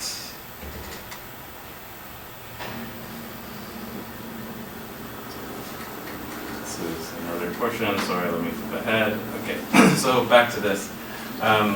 So in scenario B, we are using the northern portion of that existing loop for vehicular access. Got it. So Can you scale that at all on that screen? let me see. Let's try and zoom in. There you go. Okay. So that more That's the purple. the purple is vehicular, the orange is pedestrian. So you're using the more straight shot utilitarian road for vehicles. And I think, you can see part of it is dotted because we were thinking about that's perhaps only special access when events are happening at the Estate House, if needed. And then the more solid line that extends down to the parking area behind the boathouse, that would be more for daily public use. That's a new roadway there? Yes. Okay. Yes, that would be a new roadway. Maybe just like, there's some way to identify that in the scenarios where what's existing or new great. roadway. Great. Thank you. So in this scenario, you're giving the pedestrian rather than the vehicle the more beautiful ceremonial route along the water. And so it's essentially the inverse of the first scenario, which I can show in an enlarged form. Because the first scenario which we presented is more about connectivity and access, you'll notice both stretches of roadway to the stables and to the Estate House are for daily traffic use for public, but that doesn't need to be the case. We can talk about whether some of those want to be more for temporary access. And then the third one, which is more of the return to nature solution. Again, we'll work on that name, but but it is that concept which we proposed earlier, where you're really restricting vehicles to the western portion of the island. You're bringing them in on the South Causeway and then having loop up along what's an existing mown maintenance path, up past the root cellar to the stables where there could be a parking area. The result of that is you can essentially use the majority of the existing historic road network on the island for pedestrians. The only exception to that would be essentially where we're introducing this new parking at the south, near the boathouse, so you need to have a new path. But then you could use the historic roadway west of the greenhouse to complete that circuit. So Michael, Yes. across all three of these, the dotted purple is meant to be sort of limited use. Yes. Yes. Maybe a legend if you have that. We Kind of will limited we'll do use, that. We will, public we use. will, Yeah. we'll I make think it's these. on the next page. And then one other request just kind of coming in. Let's go to the next one, Yeah, just so you so can see that. this was really intended to be about the pedestrian circuit, showing how that works with the vehicular, but this slide actually shows in more detail the vehicular routes and where those You parking. can absolutely add legends. Yes, we would definitely end And up then showing the other those thing parking was areas. that somebody just texted me, just if you could add like a north, so people, Sure. we always refer to north, south, east, and west sides, and Yep. We can I think it's absolutely, smart. we can Yes. absolutely do that. Yes, thank you. So this is just showing in more detail, I'll zoom in again. P is indicative of daily parking. And so again, the P at the estate house in this scenario doesn't need to be daily parking, you could make it temporary. That can be a conversation. In this scenario, T is indicative of temporary parking for special events along that dashed line. And you'll notice there's also, what we heard in our coastal focus group is that having some level of close proximity of a parking lot to a kayak launch is important, because if people are riding potentially with their kayaks, they need relatively easy access to the kayak launch from their vehicle. And so you'll notice there's some level of vehicular access down to the beach in this scenario. And then in this scenario, P is showing different parking areas at the boathouse, at the root cellar, and at the stables. And then there would be, D is indicative of a drop-off for a shuttle for ADA access, if that's needed at the estate house. So Michael, you'll put that on a legend. Absolutely, absolutely, yes. That'll be very clear on the boards that we present in this. Okay. All right, but we're progressing, we're getting, Do you feel better? I feel like we're making some progress. Oh, good, I don't know if I count that. Let me ask you a question though about the purple line, the dotted line, Yes. dotted purple line. I understand it's dotted because potential for intermittent use. Mm-hmm. On the other scenarios, not knowing what the activation that might take place further down the purple lines, would it make sense for them to all be purple beyond the initial parking that's been presented as a possibility? You mean be dashed purple? Dash, Yes. dash purple. Yeah, I mean, there's a This almost, yes, thank God. like there's a Nothing's concluded yet as to what we're trying to get to past the first parking. I think, well, so these drawings are meant to be full vision for a full master down the plan. So we sort of opened with the things that we're feeling really strongly about, that we want to really recommend, that maybe if you wanted to have a phase one, would definitely include those things. This is getting at what we're saying for 15 years or 20 years for you, what we're envisioning, and that's why it's a little bit more hard lined. It's still, as you can see, actually in each case, there is not a lot of parking, there's not a lot of vehicular access. We do want to make sure that these buildings that are so extraordinary are able to be really used. And so I think in all of these, there's a way to make sure that they get use. And I think that it's hopefully acceptable to our community members that those would be site conditions. If we ever decided that we were going to renovate the main house and have it able to do X number of weddings a year with up to 200 and something people, they just need to understand that they're busing people in. that they're Right. not gonna be parking for that many people. Right, that would be a That's a site condition of that, condition. that's a potential. So, It is a truly extraordinary place, and if you go to a national park, or, you know, there are many, many things that we all do. Exactly. Where you recognize that it's a special enough experience that you're not gonna be able to drive your car up to the front door. The bride or the groom or whoever may be able to do that, but that would be the livery exception. vehicles and some Yeah, service vehicles. I think, so, and again, I think we don't wanna get too much into the specific dramas that might unfold here, but enough that it is clear that those futures or dramas can be supported by what we're planning for. So And that it's driven your thought process, that you didn't put absolutely. huge parking lots. Yeah, absolutely not, and I think again, like, as I think we've tried to demonstrate, right, if you do have a full build out and investment in the State House and maybe the Playhouse as a place where people can spend the night, there will be some parking there that needs to, you know, not necessarily a lot, but some, like for ADA vehicles and, you know, like, but there could also be as much, I think we have shown that you could easily get about a 60, and easy is it in quotes, but you could build about 60 parking spaces in that area without major disruption. So there are ways to think about these futures. Let's keep going. So recognize it's starting to get late.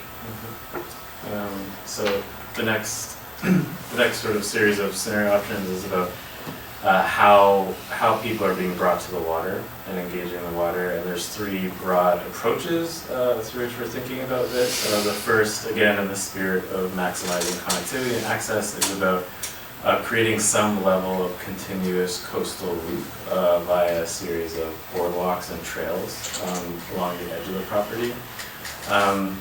Maybe if I move all the way to scenario C, as the inverse of that, you're really just having, and let me zoom in again on these. Great. The inverse of that is you have just a series of very strategic sort of out and back scenarios where you might have a lookout, you might have a picnic table, you might have a bench or a moment just to really enjoy the view and engage the water. That would mean that the shoreline in this scenario would really just be sort of minimally impacted from a visual perspective. And then the sort of middle ground between those two is a series of smaller coastal loops. So there's not really a way that you can continuously walk along the edge the way there is in scenario one, but really at the most sort of beautiful moments on the island and where it's conducive with our ecological analysis. There's these smaller loops that bring people to the water and then reattach them back to the main pedestrian circuit. And then the dotted line you see in scenarios B and C are indicative of that sort of trail, which might be seasonally closed due to the eagles. Would you not have to close the coastal part on scenario A? That's it. I think the thought is that if we went so far to really pursue this continuous coastal loop, this is by far a lot more investment because you're pinning into the rock. There's a permitting complexity that you have to get coastal, not just coastal, there are a number of permits that would come with this. But I think that this could potentially be done really, really sensitively, the way you would see in a national park or a place of enormous high value, and we would want it to be very, very camouflaged. But it is such a dramatic coastline. It's so beautiful. And as long as we could stay with, you know, enough distance from the eagles, we think that this is worth drawing and talking about. We recognize that it's much more complex and much more expensive to pull off, but taking it off the table without discussion wasn't something we wanted to do. I've heard a lot of feedback around this kind of what you're describing as scenario A being very attractive to people in terms of really experiencing the up and down and around, a lot like, I'm not sure if you saw the email from Mark where he took some good pictures of Boardwalk. the board in Diller, the Diller property and so forth, but I think people. Yeah, I think we've done this on, you know, this is the kind of thing that we've done on different properties and is incredibly amazing. It can just be truly amazing, and it could be implemented in phases so we could figure out how to build it over time, and only if funds and, you know, public sentiment were endorsing it, you might proceed. But there is something that feels quite magical about this idea that you really could have that experience, not just in a boat, but on foot. Could you send some of those examples that you've done? Yeah. Yeah, I'd love to see those too, and I think that, yeah, the blue line, if you measure the blue line around the perimeter, it's a lot of blue ink there. But as far as like ADA and everything goes, I mean, I can envision an ADA loop that goes from the polo field up past the playhouse, the Pink House Playhouse, up to the main house and around the backyard where there's a more formalized boardwalk, to use the word that you guys used a few times, and then loops back around kind of maybe even by the carriage house and back down to the polo field. That could all be ADA, right? But then the rest of Yes. it, I think I'm kind of visioning more like a Mianus River Park type, where you might not have to have hiking boots on, you can do it in sneakers and things like that, but I'm not thinking that it's flat level or. That's what we're thinking too, that there may be portions. I think something that, we try to do is, if it's more barrier-free rather than accessible, is to have moments, or maybe there's a way to have some of those spokes, the out and back scenic loop outs that could overlay with the continuous coastal loop. So if you were mobility challenged, you could see some of the most memorable, but you wouldn't necessarily be able to go all along the perimeter. But the other thing from permitting and stuff is like, is from how I envision this is, I don't want anybody to know it's there that is not on the path. So it's in the way that you can drive by Waveney up South Avenue or whatever, and you hardly, unless you see somebody running through the woods, you don't even see the trail. And then if you're out on a boat and you're looking at Great Island from the water, if there's people going around that coastal trail, unless they've really gone out to a lookout and they're standing like on a rock and they're wearing a red shirt or something like that, then even if you're on a boat, you wouldn't see them. And if we put benches in, then the benches shouldn't be red, the benches should be more of an earth tone so that they're not contrasting with the shoreline.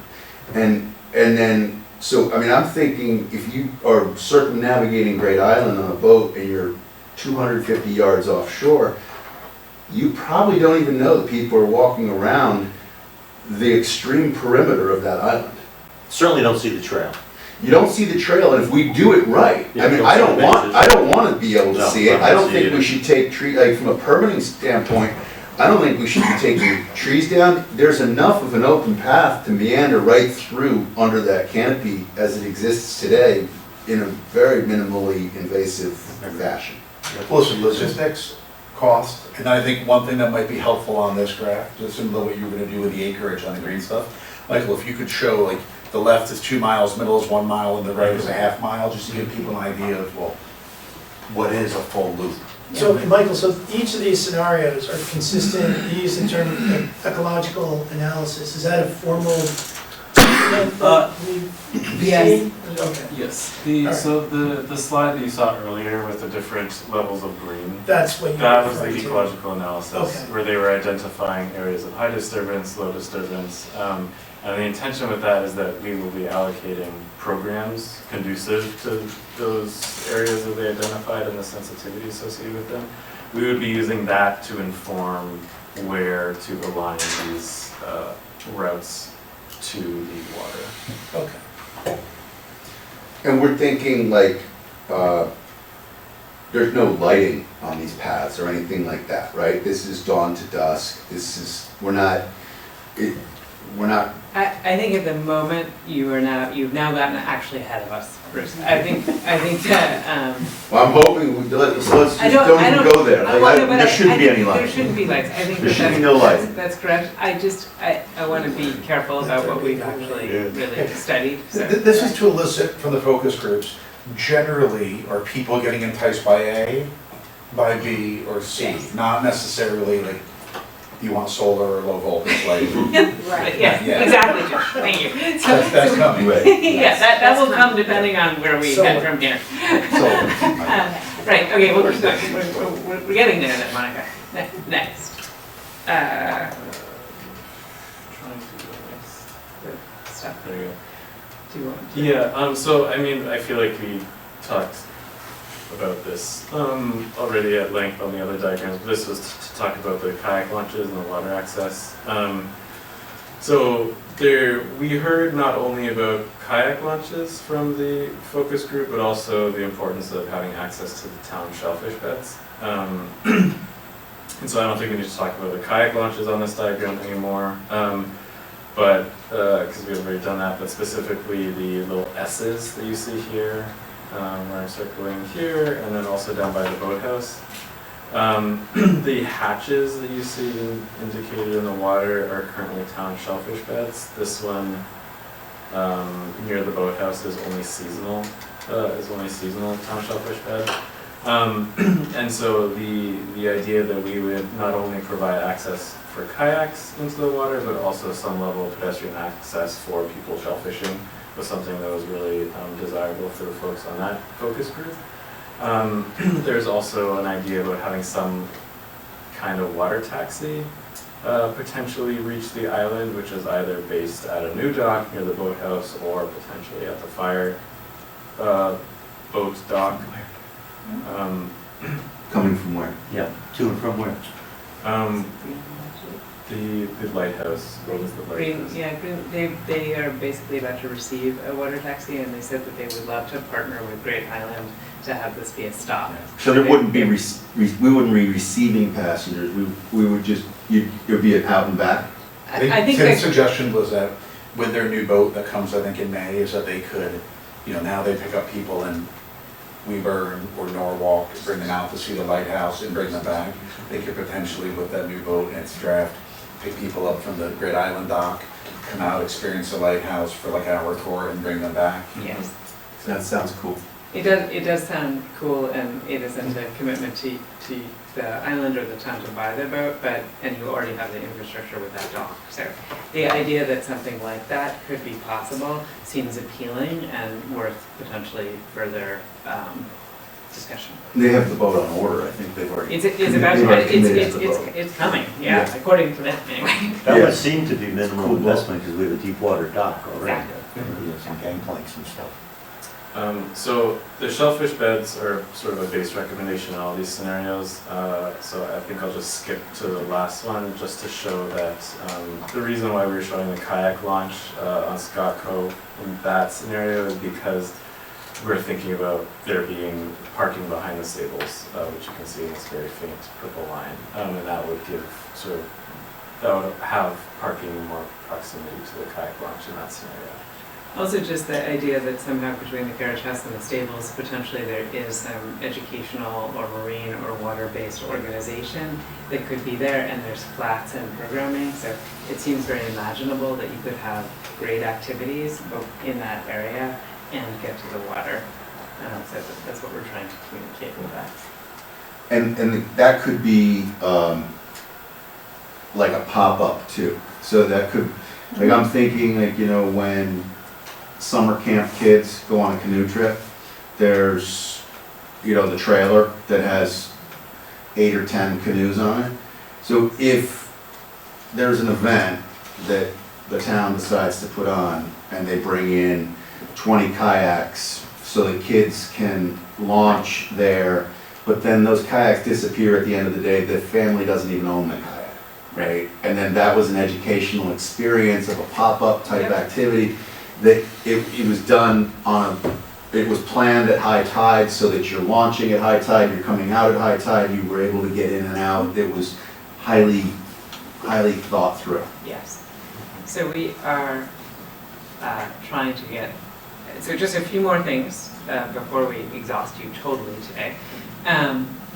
Something else we wanted to talk about is the idea that there are these enclosed tents that can be very glamorous. The New York Botanical Garden has one that they get a lot of use at. Some other historic house museums have used these to provide revenue. You can sort of rent them on an annual basis or a longer term basis for seasonal use, but potentially it seemed like something that could be worth considering is the idea of either behind the stables where the indoor riding arena is right now, or behind the State House, we could erect, again in a kind of pilot kind of way for a number of years, a very beautiful, glamorous tent that would have some level of real acoustic buffering that could allow the community to start to host the kinds of events that people seem to be really interested in having on the island without the full level of investment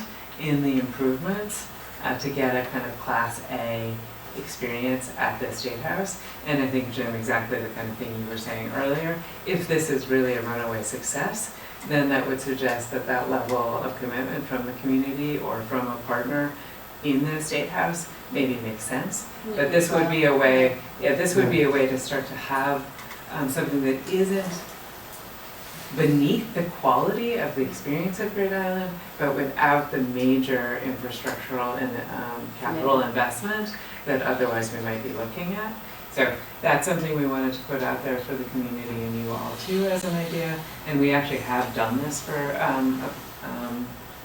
Boscobel, which is a historic house on the Hudson, and it's been a huge success for them. And they have also very sensitive environmental and neighbor concerns, so we want to share that. Keeping going. Oh, yep, sorry. Becca, is this a bit more intensive to put up and take down? It is. Okay, It is. your example was a year and longer. So Yeah, I it's think, and we semi-permanent. can share the numbers because, you know, like the reality, there's some reality, this is not a totally inexpensive thing to do, but it is much more modest and the return on the investment is much faster. So it did seem like something that we should consider and put out there as maybe an alternative that you haven't considered. A lot of people have shared with us that they really would love to put a big tent out on the various lawns. I think our worry is that the sound that would happen and the unhappiness of the community if there were routine loud weddings going all night is just going to create a level of tension that we don't seem productive. So But we even wanted with to those, find I a way to think, do even that. before you go with the big tent, you could have Small. events where you're basically just like Stanford tent rental. Yes, Like they're allowing people to see and kind of see what the noise is. yeah. And Right. Yeah. So I think this idea that you know there's a sort of slower walking out of what feels really comfortable Yep. and sustainable for the community is something we're interested in talking about more. Becca, maybe you could send us some pictures Yes. of And I just think it's important to make a distinction between a tent that would be there all year to host, say, a dozen events versus someone having to erect the tent 12 times from Stanford rental. well, so and I think actually that was something that we started to talk about too, because there is a lot of sort of wear and tear that comes with that constant putting the tent up and taking it down, and I think the sense of it feels potentially less equal to the public to have these things happening. Whereas if you put it up once and the town is deriving revenue from it and there's a set of agreed upon policies and rules, and if you're going to do it, you follow that, it seems it may be a little bit easier. But we can Yeah. talk about. I was actually I thinking don't about it the other way, though, a 12-month impairment of the vista. Well, so I think both locations that we're suggesting this don't change the stuff because they're behind. Just to be clear. behind the stables. you're They're saying. it's behind the stables where the indoor Right. arena is, and then it's behind behind the State House. So there would be no change to the view shed. it's where the helicopter pad Yeah, festival is. we can make that more clear. Got it. I Thank you. will keep going. Next. So somehow maybe between Michael and me, there's a lot of information on this slide, but this is the sort of full portrait of everything we just walked you through in terms of the pieces that are going in to shape these possible futures. And I'm aware that we're at 9 o'clock, so I'm not sure how much longer or how much more detail, but those are the recipes that show you how they all come together. We go advance one more. I would love to pause for conversation about these three options. is the commons mutually exclusive of the estate for all? Or could that evolve into the estate for all depending on? Beautiful question, response and to one excellent question, one that we've debated quite a bit internally is sort of how much of this is something that is a phased, like could you say that we start with scenario C and move potentially towards scenario A? There is a way, with the exception of, for instance, the circulation ideas that we shared, or the possible like demolition of the beach, cottage, or even the White House, which we're showing in some of these options. I think, yes, there's a way to think about a phased evolution from the more natural option, lower investment, toward the much more high development future. I think another thing to make sure it's very important when you're talking to people is that we're talking about the investment here, right? The second dimension is really the sort of the operation and the programming. So there's one thing to be able to say, we may have a food truck here versus saying we may have 10, 7 days a week.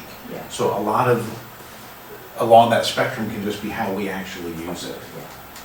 I think the idea of a sort of a dial, for all of these things is maybe a helpful metaphor, that there's a lot of room for either narrowing it and limiting it, and we've been talking about that as we talk about events. Like, we can set numbers, we can say only this many a year, we can say only this size or this number of people, so there's a lot of ways to set controls, and we can continue to have those conversations.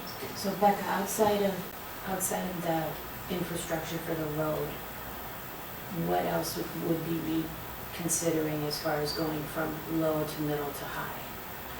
I think there are anything that is going to require infrastructural investment.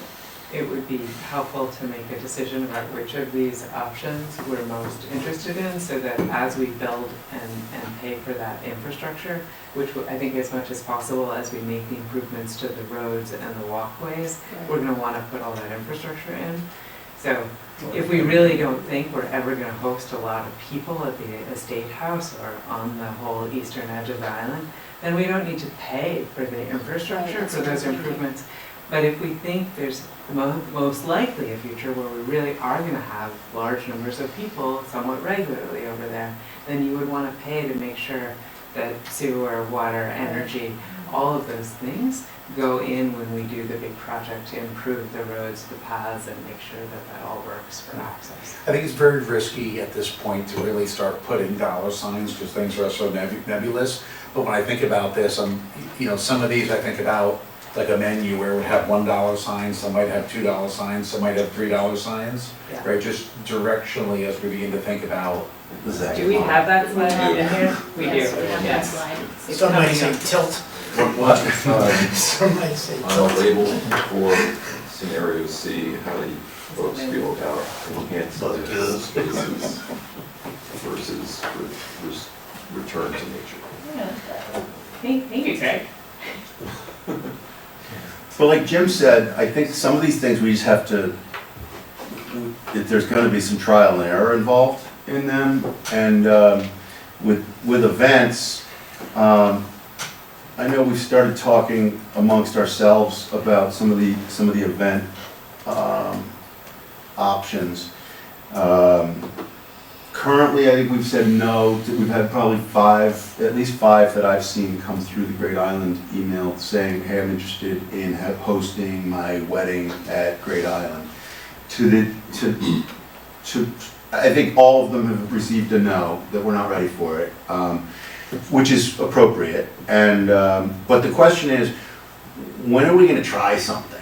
When is it appropriate to try something? When should we go?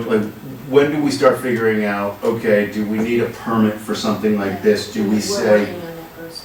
Jeff is working on that right now. There's some committee that's, No, I know. I'm working with them. yeah. But I don't think that we have an idea as to if we don't, so we're probably not going to do any in 2025. I don't think. But it's possible that we could try to do something in like September, October, or November with, like what you're saying, like a tent, but bringing in a Stanford tent type thing. And then if we put guardrails on something like that, do we get some experience from something like that? And because if we don't do that, then we are into 2026, in the summer of 2026, and are we gonna then just try like a Stanford tent thing in the summer of 2026? Would maybe the answer. But I think we should, I know Jeff's talking about it, I'm working with Jeff on it, but that's one of the reasons why I brought it up, because we're talking about it, there's clear interest in it, and at some point, we've got to figure out what's the test balloon gonna be. Right, okay. It's a good point, people are planning for 26 for events like that, right? Yes. Yeah. I think 2026 is the earliest we would. Yeah, no, it's, recommend. but, I like thoughtfully, even like on things like food truck, I like thoughtfully experimenting, right, and carefully with certain things to just sort of see what the vibe is, you know, from our residents. So it's really discussion of what the pathways are to get us to a point where we could try a tent or try Yeah. a truck. What are those pathways? How do we get from where we are now to that kind of an experiment? But I don't want to stop the presentation. Oh, come on, I'm gonna keep you here all night. I would like to continue. We just have a little bit left.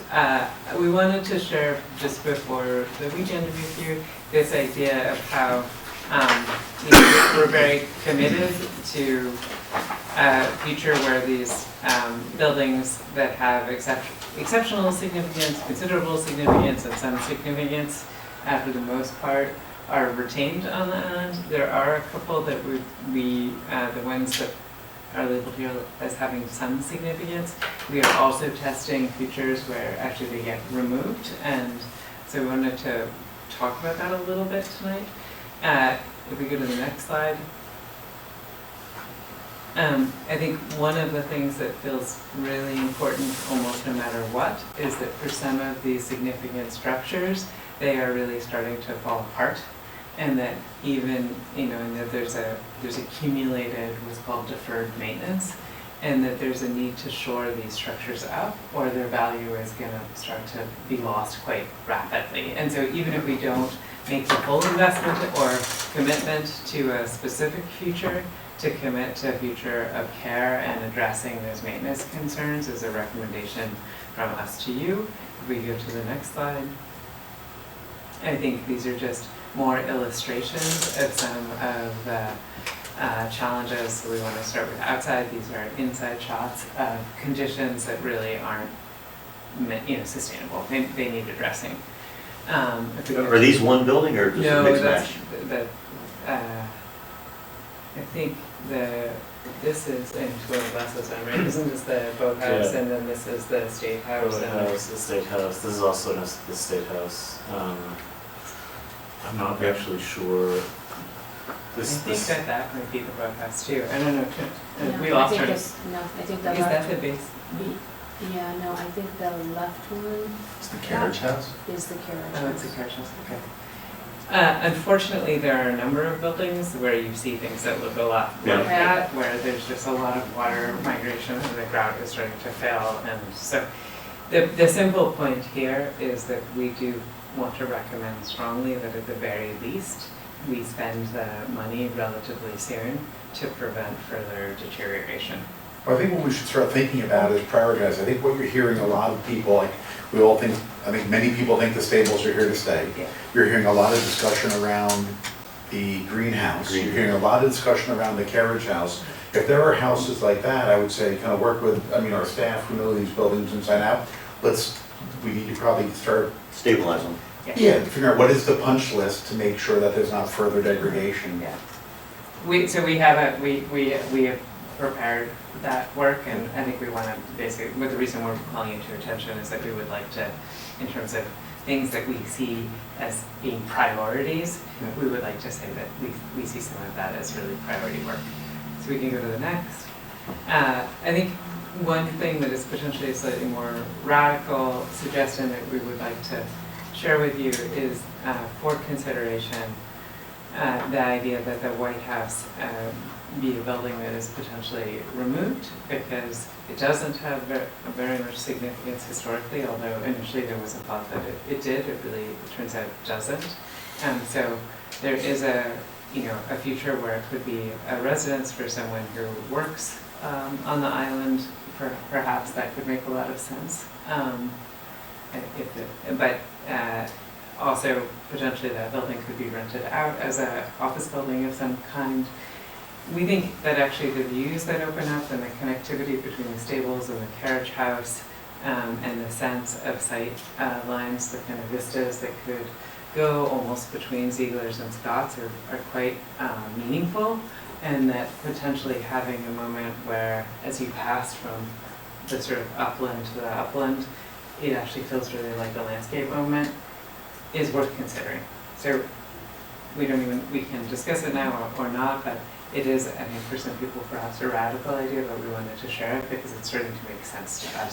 Can you also try to, as you think, and listen, I'm happy to engage on some of these ideas, but I think it'd be good if we think about even like on the mansion house, right? Yeah. If I know we had problems with, what's the villa that's opposite the statue, further away, the Juliet one? Yes. If we had problems with leaks and so forth, and there's something, look, we shouldn't think about all or none. If we need to chop off part of a building, take that down, but keep the main part. Here, if there's a view that, well, we should keep the original part of the house as a small little residence to be used for whatever, but take everything else down. I think there's a pool out there that needs to be dug out, where you put a fence around. Right. I think that's true. So there's probably 19 possible futures for each of these buildings, actually, if we start to get a little bit more specific. For the most part, I think our findings are that it feels like the majority of the buildings on the island are in good enough shape and are significant enough that our vote is to preserve them, even if we don't have an immediate use. And there are some, if we go to the next slide. This one excluded. This one excluded, I think, in an interesting and surprising way, and I think also just in terms of character, it's like a lovely home, but you could see a house like this in many other locations, it seems like, in town, whereas the other fabric is really exceptional to the island, and so if we're making choices, it feels like this doesn't Lend itself. And I appreciate what you're saying and having that view. I mean, I'm sitting here, I'll put my elected official hat on, and, maintaining these houses, these structures cost money. And we haven't determined alternative funding sources yet. Every day that some of these homes are preserved is costing the enormous expense of taxpayer dollars. So in order to say, well, we think these have high value, well, value is about how much it's going to cost us to keep it now and how much it's going to cost to ultimately make it something that we think our community wants. So I will just say I've made no judgments as to what may be valuable and not until I can put a budgetary number as to what that vision costs. Right, and so I think that's a very helpful point of view, and maybe we're being even more conservative than we should be, but I think for the most part, our sense is that there is a lot of value in these structures on this island, and that they're in good enough shape that there is, it seems like a recipe, even if the community wants to move slowly with commitments, that there's a way to perhaps not spend too much money to keep them standing and in decent shape. We are going to put forward the ones that we feel are more worthy of potentially being demolished because of exactly what you just said. Maybe we need to distinguish between those that have kind of clear and present and future value and those that have maybe what I would call option value. Yes. Things like the carriage house. The carriage house, if like that roof and the slate and things like that needs to begin to be fixed, those should be prioritized. If we want to keep some option value and we're not spending tremendous staff time and expenses on deciding what we're going to do with some of those things, maybe that's more in the option value camp.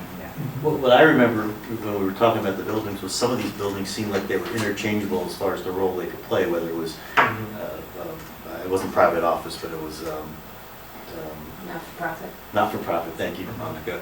This one could do that, this one could do that, and this one has a nice view, and that one has a nice view, but I'm listening, I wasn't hearing much difference between them. So, and same thing for activation, hosting Yes, activities. yes. And so I remember maybe naively thinking, this one of the ones that could do those multiple purposes, this one kind of popped out as the odd man out, so to speak. That's where we've landed too, obviously, Okay. by putting this forward. So, And I think if I may also quickly add to Jim's point about, I think the structures on the island were demolishing parts and leaving other parts makes total sense. For example, the estate house.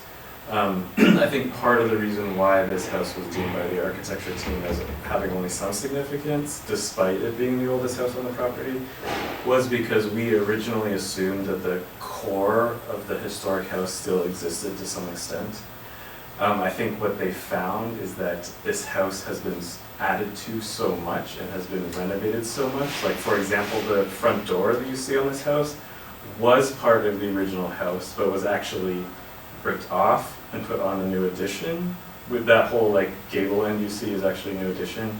So effectively, the historic core of this house no longer even really exists. That's what I remember. And Yeah. so I think like this actually isn't an example of a building where you could take off just the non-historic parts. I think it would either be, if demolition was considered for the structure, it would probably be for the whole thing. All in. yeah. So, to briskly say a few other things, I think some of the structures that we're still doing a lot of work to sort of project a future for are the ones that are very close to the shore and have real sort of coastal conditions applied to them. And so for the boathouse, we're trying to evaluate and we want to recommend that we survey the finished floor elevations because it's possible that those elevations are just outside of the FEMA regulations or that there's modest changes to them which would allow that building to not require enormous investment to be maintained. It's right on the edge of requiring so much investment that it could end up tipping to the demolish.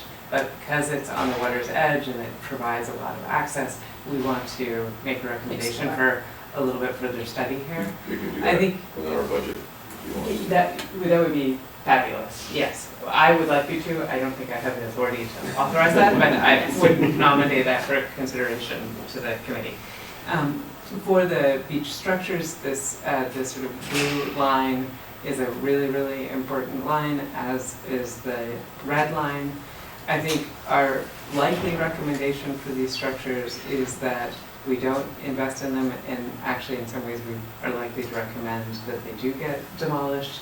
I know, Lori, I have very sentimental attachments to these structures as well, but I'm trying to take my sentimental hat off and think about the likely survival of these buildings, given the kinds of storms that so many communities are seeing, and the level of investment and the safety issues related to the conditions around them. So one of the things that we will probably be looking at is definitely removing the changing rooms and potentially using the beach cottage just for storage, but also really looking at the potential of removing both of these buildings. I think our sense is that this squashed building could be repurposed in a really helpful way, and it is at a high enough elevation and close to water, so that is a building that we're likely to say the footprint seems quite important and useful if we want to have a structure on this part of the island. In contrast to the White House, let's say, wouldn't the maintenance costs here be lower if we just left them standing for it, as long as it made sense, or has that been looked at all? That's a fair point. I probably need to think about the answer to that a little bit kind of carefully before I answer. There are a bunch of sort of hazards with the way the buildings are now, and so there's a challenge to allowing the public close to them, and I think we like the idea of inviting people down to the water, but if you have a really attractive nuisance immediately next to that, you're asking for problems. So that's not the exact question that I'm sharing, sort of some of my concerns, or our concerns. I think we want to act very carefully on those decisions. I mean, like the beach house there, for example, reminds me a lot of the gazebo at Pear Tree Point Beach. It's not highly used, it's iconic, people go there, you know. The gazebo is highly used. It's highly used, I've never had to share it with anybody, but, It's I also mean, above the flood elevation. it's sitting up there on that rock, you know, it's like, people go down there sometimes, you know, and meet friends for a beer a Friday afternoon or something, it's kind of a fun little spot.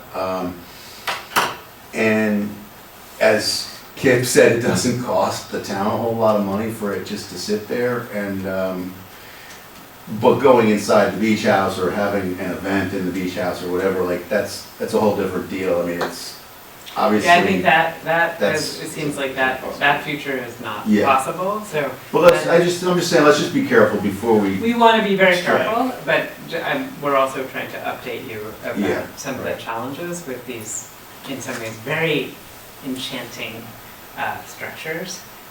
So, and we're still really doing the due diligence before we can have maybe the full. Because in a lot of ways, conversation. the beach house has a lot more interesting future than the squash court, in my mind. I mean, the squash court is like a dilapidated. I think the squash court would feel like a totally different building. It's the footprint that we would use to basically find a future that feels like it's meeting the programmatic needs and that desire to get to the water and have some level of classroom and Storage or storage something. that's very close to water access. So we will talk about that more. I'm aware there's almost 9:30, so we are really almost done. Thank you for your patience. Here we finally have our dollar signs, Jim, so don't look away. And I think there is a lot more work to be done before we fully get more real about what the costs are and what the phasing recipe is for these. But in a sort of simple way, the way we've tried to organize this is that you can imagine much greater level of investment and time to much less as you go across the scenarios. But the scenarios, like the estate for all, that envisions activation and preservation of all of those buildings. So you could have that same level of access, but not activate those structures. Correct. And that would dramatically change the dollar signs below Correct. it. Correct. So, and that's one of the reasons why it's a little bit complicated, but that's why in some ways we're trying to show there are a set of sort of public space site improvements that probably should be committed to, depending on which sort of direction seems most desirable. And then there are a set of architectural and programmatic partnership commitments, and they should be related to each other, but in some ways the site improvements to allow people to really make use of the island want to be thought about a little bit independently from those architectural commitments. Not in every case, but just that's how we're trying to communicate the thought here. I think as you introduce dollars on this page, you know, this revenue's been talked about, right? Having a fairly good knack at finances and so forth, this is never going to be a for-profit center, but it might be an ability to kind of talk about, I think these dollar signs are representing investments, kind of like red, if you will, 3, 2, and $1 You might have somehow introduce revenue opportunities, which will be much smaller than the investments we need to make. But on the left, there'll be room for kind of larger revenue opportunities, medium and much smaller, right? Yeah. Somehow characterize it that it's never going to offset the investment, but it will, sorry, not fully offset, but I think Smaller dollar signs on the revenue. yeah. Bigger red ones, smaller green ones. I like the colors. I like the graphic recommendations. If we go to the next slide. So just to share some of the things that we're working on related to this, we we are trying to assess some preliminary costs for what we're talking about, trying to sort of find a very simple way of trying to understand what we think the probable investment might be for some of these things. And then at the same time, trying to look at possible revenue models that could offset some of the costs or complement the investment. We have just begun our contract with ETM, and they're an organization that helps public and private sort of outdoor organizations understand the operations and maintenance costs involved in certain features.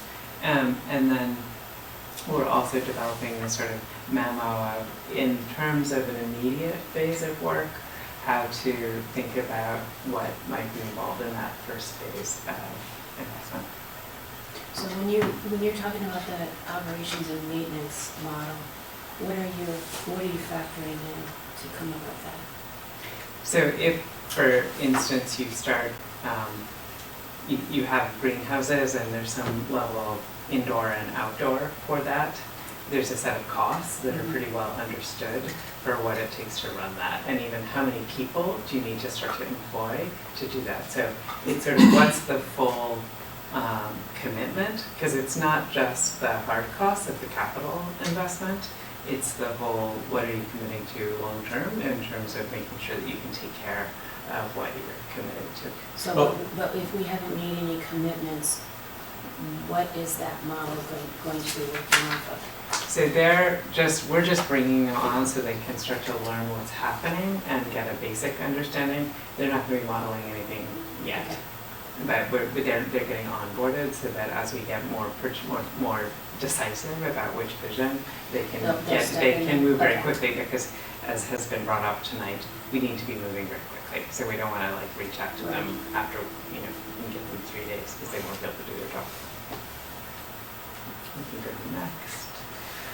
So next steps, again, this is about the weekend. I think you're all familiar with this schedule, but we will be kicking off at 2 in the afternoon here in this building in the auditorium. Then at 3:15 we'll be moving to the gymnasium, and there'll be a set of activities and more room for in-depth conversation. We're really hoping some children come, and then we will, at the end of that event at 4:15, launch our third survey, and that will stay open for 3 weeks. It will close on midnight on Saturday, March 22nd. And then at the moment, the final workshop for this planning exercise is tentatively scheduled for Saturday, May 17th. So that's a date we'd like you all to consider with your calendars, but it seems like it's sort of between a lot of things that are happening at the start of the month and Memorial Day, and gives us enough time to incorporate the feedback from all of you and others and process the survey to have a kind of clear direction to bring back to the community. So I just want to say on this that I want to thank the committee members that did reach out to their respective organizations, and to just encourage you, if you haven't yet, to please go ahead and do that. I think the outreach that we do on the committee level is really helpful. And as Becca said, we're really trying to get some families to this. The library is doing a story time. There'll be a scavenger hunt, there'll be coloring, all in the gym, to try to help parents feel comfortable bringing their kids and participating while their kids have some fun stuff to do. Are you saying babysitting's provided? Well, Sort of, yes. I mean, with some conditions, but. So please do reach out. Yeah, please do. And then I think we have, only one more slide, maybe? Well, almost. So just the questions about the digital survey, to put this out there.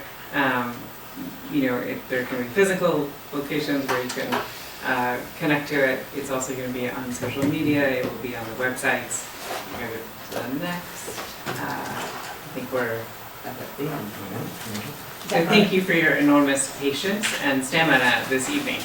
So are you going to have a box for collection? We are going to have a box for suggestions, yes. Okay. And we're trying to see if we can figure out how to have a digital box too, we're trying to understand the capacity, our capacity Right, to do that, because right. it's a lovely idea, we're just not sure we can actually pull it off. Right. Okay, thank you. I can help you with that. I have a solution for that. Okay, we'll check that out. Thanks, Bruce. Okay, next up is, Bruce and Kip have been working on merchandise for us, so do you want to go through what you have? Yeah, I have, I tried to print handouts, they're not in color though, so I can pass them out if you want. Promise. Yeah, I'll go quickly, but we got back in touch with the vendor, there was some email issues, and the vendor was also at an event for the entire month. So there's more of a catch-up, but we did have a more defined path to what we were going to do next. So there are merchandising options on the table right now. It is a t-shirt, crew neck sweatshirt, a sun protector long sleeve, a polo shirt, a baseball cap, and then a tumbler and mug to go with it. So we've kind of rounded out our merchandise options that way, and we've structured it such that they're more of a premium product, but a step down from the most expensive. So sort of your mid to high tier quality. Examples of that might be a Brooks Brother polo versus a Peter Millar polo. So you're in the $80 to $90 price point range versus over $100, and that's considering a 30% markup on all price points. So that would be the revenue share that we would get. And this again contemplates no setup costs. We're not taking any inventory risk. They run the website for us and fulfill the orders as they come in. So if anyone feels strongly about merchandise options, love to hear the feedback there. The colors being considered are primarily lighter Carolina blue. Bruce, correct me if I'm wrong on any of these, but a taupe or natural color. And I think for the hat, there's a green mixed in as well. But we kept it more natural colors, kind of indicating the nature feel of the property. And I'm trying to think if there's any other points to touch on here. The website can be up and running in 2 to 3 weeks. We're hoping to get mocked up images of the apparel by Monday. And then that samples can be sent shortly after that. And we don't have to activate the website in 2 to 3 weeks. We can just have it to look at and make any necessary changes. So that's where we're at right now. Wow, you did a lot. It was a productive meeting. But So what do you need from us tonight? So again, if anyone has strong viewpoints on merchandise selection or other thoughts that we should be considering to add, we do have the 30% markup is sort of the ceiling, and so we thought we'd start there and look at how those prices reflect on the website. Vendor isn't comfortable going beyond that just because they're knowledgeable in the space, they don't believe anything would sell well, so we could lower it if we think price points are too high. But I think if we sell 100 units of mix of that merchandise a month, we're looking at a $1,500, maybe $2,000 revenue stream here. If we go gangbusters, great, but that's sort of what I think we should expect. Well, my thinking is, I don't really think of this as, a cash generator. Right. I think of this more as exposure and just another way to get people excited about the island. So Yeah. even though I'm very revenue driven, I don't feel the need to go to the 30% markup. Okay. We got it. I think one other thing I wanted to add on the t-shirt and sweatshirt, we're contemplating the G logo that was circulated. And on the more premium products like the polo, it would be embroidered Darien, Connecticut, CONN period, and then Great Island underneath that. So keep basic block lettering for those embroidered products. That would show up better? Yes, yeah, and that G logo, something we like for now, but if the island develops and branding changes, we can change that down the road. Is there a quarter zip? It's definitely available, but we can look at that to the mix. Yeah. Can you circulate samples, not the black and Yeah. whites, but the actual PDFs or some whatever form it's in? Yeah, I have the printout, just not in color, but I can pass that out as we don't want to take too much time. No, No, just email it. yeah, just email it, I'm sorry. That works for me. I'll concede my time. Okay, any other questions for Kip or Bruce? No? Okay, next item up on the agenda is to discuss the pet policy on the island. So as everybody, I'm sure remembers, originally we had no pets on the island, and then we changed it to dogs on leash, on paved areas, and not on the bridle trail. And that trial period ends at the end of March. So I would like to get people's thinking about what they would like to do going forward. If anybody thinks from one extreme to the other, we should not allow dogs anymore, to we should allow dogs to go everywhere they want. I want to hear your thoughts. I do want to say that we have cameras on the bridle trail. Tony has got cameras all over the place, but for the bridle trail, we've been monitoring since beginning of the year. We've had on the trail with the dogs, we've had 49 dogs on the trail. We've had 14 dogs off leash on the trail, and we've had 2 dogs off leash in the restricted eagle area. So where dogs are not allowed at all. Tony and I did meet with the animal control officer, and I think I reported this at the last meeting. As of today, there have been no warning issues and no tickets issued. So. How long has that been? We met with her January 15th, so, and I'm not suggesting that she's not doing a great job. I know that she does spend time on Great Island, but Nori can speak to, I forget how many properties we have in town, but, so she's responsible for all of Darien, but she is definitely on the island. Well, I'd be happy to kind of kick off the conversation. Mike. Well, this is probably one of the far ends, but I would propose, number one, removing the extinguishment of the policy. Allow dogs on leash with their owners wherever the owners may go. I believe that the advent of having the officer there can address any violation issues to the extent we think that the officer has many other properties to go to, and so how can we really address that? I think we would all agree that, Great Island is the most significant piece of parkland that we have now, that this is of the greatest concern. I'm not aware of eagles on any of our other properties, and I think we could direct the officer to spend a significant amount or more of her time on this island, because again, this is where the policy is the most new. It apparently is the area where there's the most issue.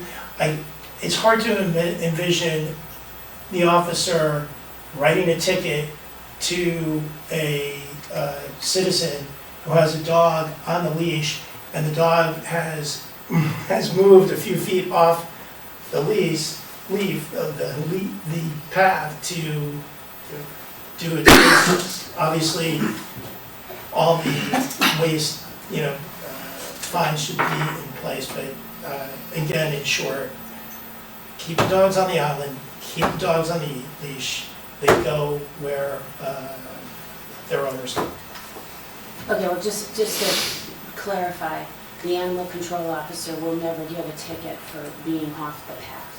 The animal control officer will only give a ticket if your dog or your pet is not under your control, and that means not on a leash. So it doesn't mean that the animal control officer might say, you're not supposed to be, in the bridle trail area, but Right. she's not going to write a ticket or give a warning for that. Why, is that because it's a leash law, or because why? Yes, it's because our policy says that the animal control officer can intervene when the animal is not under control. to change that, we would need to, and we've talked about doing this, we would need to change our ordinance, which would mean that we would need to put some time and effort into creating an ordinance and then running it through the proper chain, which would be ending up with the RTM. So that made Mike's suggestion sound even more reasonable. I would say I completely agree with Mike. I think dogs should be allowed on the island where people are allowed on the island. I think they need to remain on leash, and it sounds like the Board of Selectmen has either increased the FTE hours or whatever to kind of have somebody monitor that. I also think the rule should state that people should not only keep their dog on leash, but they should have to pick up the waste. And I know we have a handful of those disposal, those garbage cans on the island, so the rules, I think, should include that. And then I think the rule should also state that if in the future, there's a reason, whether because there's a picnic area, or there's a playground, or whatever we decide to do as part of the master plan, where it doesn't make sense and there's a legitimate reason why we should say, this small area over here, dogs should not be there because kids are playing or something like that, then at that time, I think this committee or the Board of Selectmen, whatever, should, can deal with it at that time if there's a reason why a specific part of the island should not have dogs on it. But I think, we want more people on the island and I think they should be able to bring their dogs. So that's what I would support. Jeff? I would support keeping it as it is and barring access to the bridle trail. I do agree with you, Jim and Mike, about I don't think a piecemeal approach is going to work that well. And I read all the park rules today on where dogs are allowed, and it's a little confusing. I mean, you've got to know, we have to have a lot of signage. I kind of think it works best in a simple way. To me, the simple way that Reed Hildebrand proposed makes the most sense to me. Not necessarily dogs are going to do a lot of ecological damage in some of those areas. Down around the beach, on the coastal trail, I don't know that we really need to have dogs in all of those places. And one thing I asked when we voted on this originally is the trial period is, what constitutes success? What constitutes failure? I don't know if 49 dogs is a failure or not. I don't know if there's 2,000 and it's really a very small percentage, but I think the more we encourage dogs to be in places that are not kind of in the main, and I'm not suggesting they be ticketed if they step off to go look at something like that. So I'd come down on that. Restrict it to what it is now, basically on paved paths. But Jeff, I was a little bit confused. You're saying paved path, yes on paved paths? yes. No in bridle trail, but what Yes. about the other And 60 no, acres? no on the rest. So you're saying they have to remain on paved surfaces at all times? Right, and we could also say, as we experience how that's working and get the plan complete, we could then open some of the other areas up, sort of the inverse of what you were saying.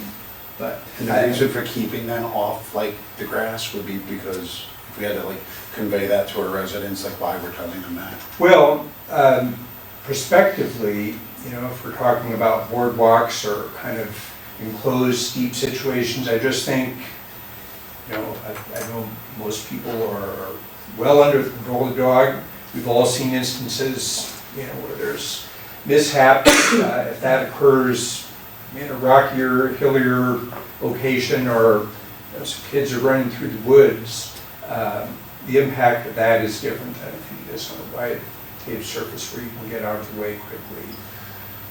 But again, on the other side of that is just that if we're making the dog stay on the paved path, then that's where other people are walking too. So if you let them off the paved path and they happen to be walking 20 feet to the side of the road there as a new rule, then you might be spreading people out further. And one of the things that kind of struck me was I think that the numbers are what they are as far as how many dogs we've seen on camera off the paths and things like that, but that's with zero enforcement. So we have done zero enforcement. I think we could do better there. We've also closed the bridle path for 6 months, I believe it is. So humans are not, you go a quarter of the way or a third of the way out from the beach house to the northernmost point of the northeasternmost point, and then you turn around. Mike's suggestion of just allowing the dogs to go where their human masters or whatever you call them can go, kind of makes sense to me because it's simple. And it's like, okay, we don't have the eagle we're not worried about, we've closed that area. And then, so anyway, I would support what Mike said. I think that what Mike said, which is dogs on leash at all times. Dogs can go where their owners can go. And we do more enforcement. I think is that what you said too? Well, yeah, I think the Board of Selectmen, I think, has already handled the enforcement. I just said, I think the rules should also state that they should pick up their waste as well. Yeah, of course. I support that. Yeah, I mean, this $85 million island, I think we want to have as many people to be able to enjoy as much of it as possible. I kind of thought it was silly when we restricted people just to the paved piece of land. I think it's kind of the same and a little bit unrealistic to kind of do the same with dogs. I mean, just technically, even telling the dog it needs to go to the bathroom on the pavement, it just seems like very... Lori? I don't support expanding it any further. We said we were gonna try this as an experiment. We've seen, I think that's pretty substantial non-compliance. We gave people a chance to do the right thing. We've just had a lot of evidence, we're trying to protect the, protected area. People are going in there where they shouldn't, letting their dogs run free, and I don't think people have proven that they should really get more privileges. How many people did the cameras take on the bridle path? Just on the bridle path, 49 dogs on the trail, 14 off leash, Yeah. and 2 recently off leash in the restricted area where nobody is supposed to be. So I think, listen, 49 people out of 21,000 people, I don't feel like punishing the 53 people. If we have pictures of 49 people walking poorly, I just don't think that's good. I just don't think that's like... Well, and you gotta ask yourself whether people knew that you couldn't have dogs out on the bridle path It's if very they were well marked. 49 on leash, It's very well And, marked. We have like 4 signs. It's, people know. People know and they're ignoring it. So I How many, by the way, is all 21,000, so if 40 people... Not all 21,000 people have dogs. I mean, that's... And not all 21,000 people actually want to have dogs there. No. That's the other side. Yeah, I think we have no context of how many dogs are doing the same thing at any other property in town. Yeah, we do. Well, I've heard you say that people have them off leash at other properties in town, but I think we've all talked about enforcement. We've talked about changing the fine. And we've talked about being serious about enforcing this rule. Yeah, Chloe, has the Parks and Rec Commission talked about, or are they considering banning dogs from Cherry Lawn Park because people bring their dogs up off leash beyond just the set hours? Is there any discussion around that? We haven't. Is there any discussion around banning, has the Parks and Rec had any discussion about banning dogs from Woodland Park? No. Given that we know that. Didn't say I wouldn't like to, but Yeah, so but there's been no discussion by that commission, any of the members, about kind of halting dog access to any of these other parks where you're saying there's everybody breaking I don't see that rules? as a reason to give. Okay, but I more don't think, privilege. I guess, I'm not sure if we have to worry about other parks right now. Let's worry about Great Island right now. It's a new property, and what I'm hearing now is that you would like to roll back what we currently have and allow dogs in the bridle trail area also, which I think we had discussed for sake of the plants there and the fauna and the animals, that we were not in favor of that. So that's something to think about. So Kip, what are your thoughts? I think I came in wanting to hold the policy constant. I hear what everyone's saying, a lot of that makes sense to me, but for me, it's less about the enforcement and more about what we're using the rest of the property for. So we, to bring in your point about other parks and what are the rules there, well, at Weed Beach, we don't allow it during the summer because people are using the beach for relaxing, and so my mind immediately goes to the Great Lawn and wanting to have picnics there. And so I think as sort of a middle ground, I would be more open to seasonal access to the rest of the property.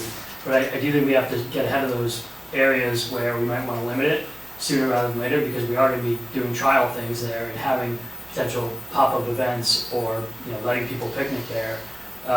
And one thing I didn't see in the presentation was that you mentioned a playground, right? I think that's a really easy, quick win, but also another area where we would want to consider not having dogs. So I think I'm coming more at it from Jeff's standpoint, where let's keep it as it is and then add from the ground up once we see how the other spaces are being used, because there is a precedent at other properties for limiting dog access based on seasonal use. But it's only to the sand on the beach, right? So you're saying you're in favor of letting them continue to be on the property and go off the path but stay away from the bridle path? Is that what you're saying? So I think the bridle path is a little different for the reasons that Monica said, where it could disrupt the ecology there. My mind more went to the Great Lawn, where if you're walking your dog on the Great Lawn and it's covered with snow in the winter, I don't really care. But if I'm having a picnic there with my family, I'm probably going to be annoyed if there's dogs walking through. So you're saying what Jeff said, which is keep things as they are for now? That's where I'm at, with the caveat that I'm totally open to adding spaces where it makes sense as But well. what if you want to have a picnic with your dog? I think if you can do that without disrupting other families, I don't know, you might have a more well-behaved dog than others, but. Well, if the rule is that it needs to stay on leash, because that's the law that Board of Selectmen's enforcing, and you need to pick up your waste, I guess, People- You have to keep your dog under control, is Waste what at the our other ordinance parks says. and they It's don't. more than just on leash, it's under control. But the people don't pick up their waste, it's all over Cherry Lawn, talk to When you our say the staff people, about that. you're referring to all 21,000 residents? There's a lot of dog poop at Cherry Lawn, trust me, that's not picked up. And what do you guys do about that? Have you shut down access or restricted access to dogs? Okay, what, I want to hear from Mark. I think dogs should be allowed on Cherry Lawn. I Sure. think, Great Island, that was the last thing I heard, Great Island. I believe, I represent the RTM, and I know there are dissenters, there absolutely are dissenters, but I believe that the vast majority want to be able to bring their dog on Cherry Lawn. Great Island. I think the dog needs to be under control, which the ordinance already covers. I think that if there's not a rule, which I thought there was a rule already, there should be a rule that you have to pick up after your dog and dispose of it properly. I think we have that rule already. I believe our residents, the majority of our residents would like to bring their dog anywhere that they're allowed.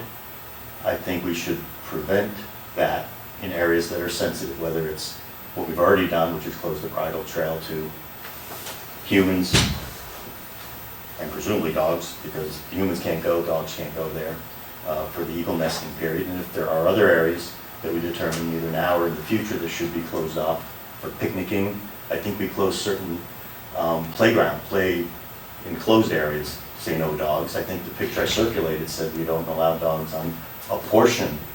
I don't know if it's a portion of the Diller property or the entire Diller property, so.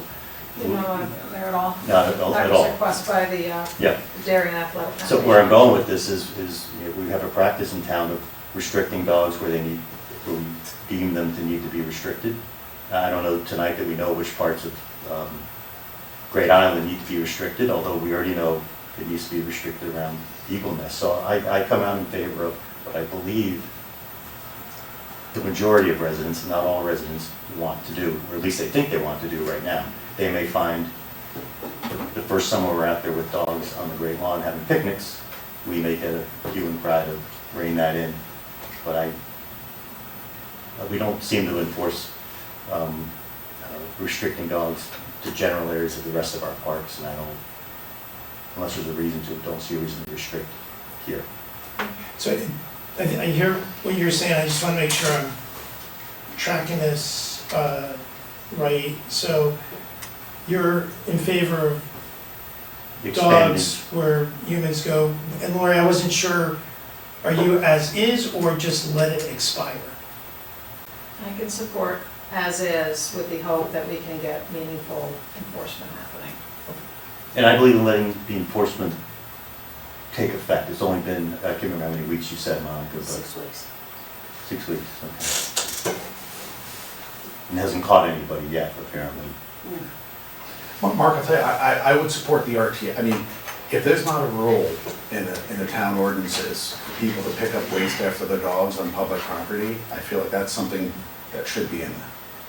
Should be in there, so just, Yeah, I just don't know if it's in, yeah, I always thought it was, frankly. yeah, it seems kind of crazy if it's It's in not. our parks rules, for sure. It's in the parks rules. Dan, Dan is on Zoom.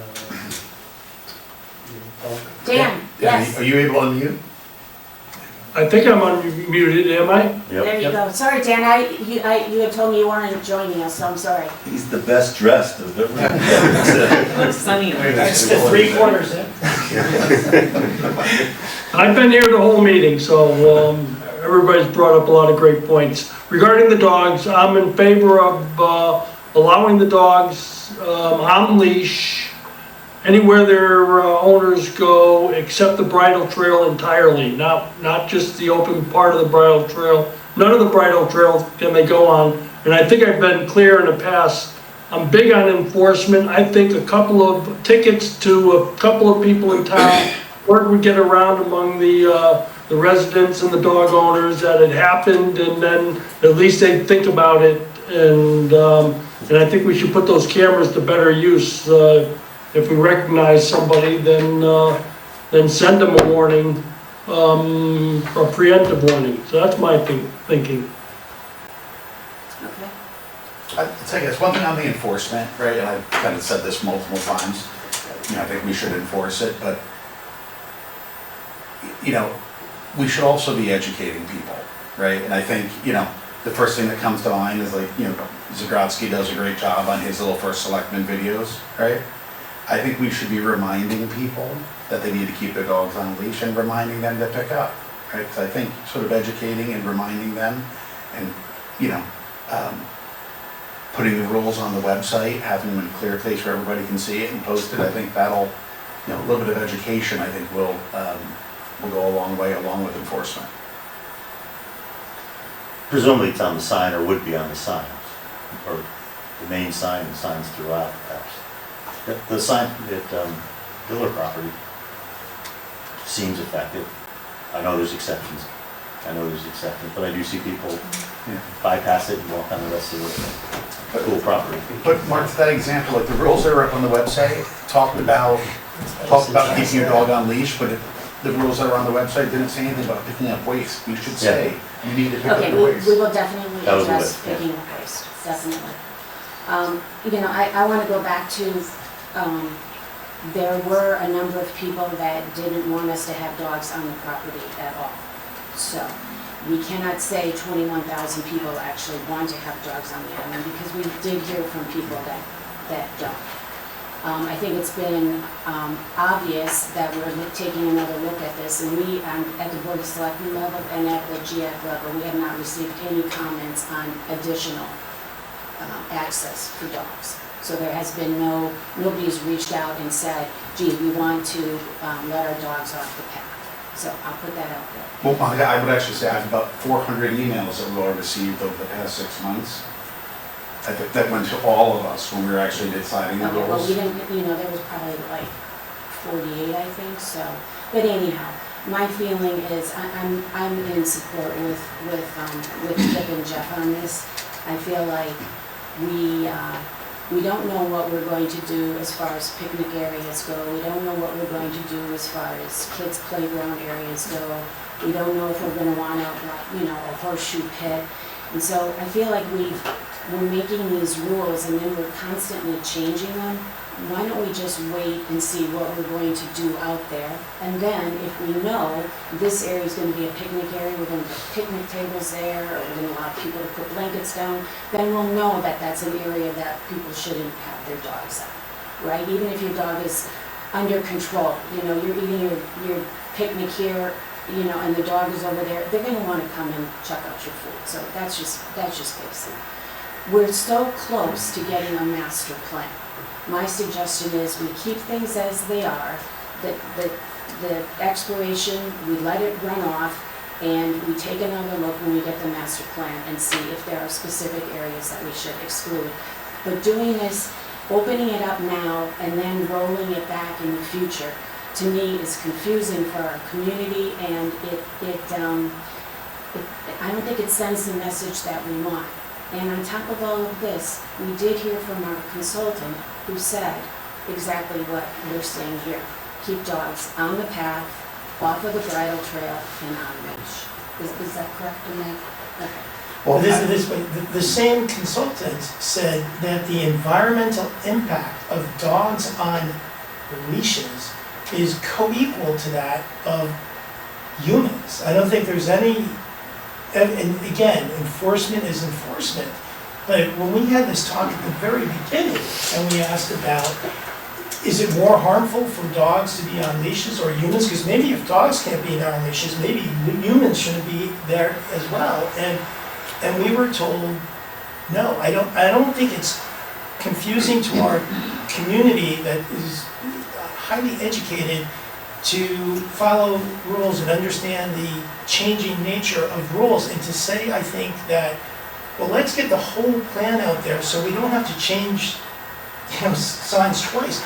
I don't see us within 6 months of designating picnic areas or anything of, you know, of the like. So I think to allow this common sense rule and then to exclude discrete areas because we've determined months down the road that it's going to be a picnic area is something that can be easily done. The reality is that, you know, right now, there isn't a lot to do, you know, on this island, and we have the mechanism for enforcement at hand, and I think this is worth a try. But obviously, everyone's, you know, spoken, so we can go back and forth. I guess we'll report to the selectmen at our next meeting the sense of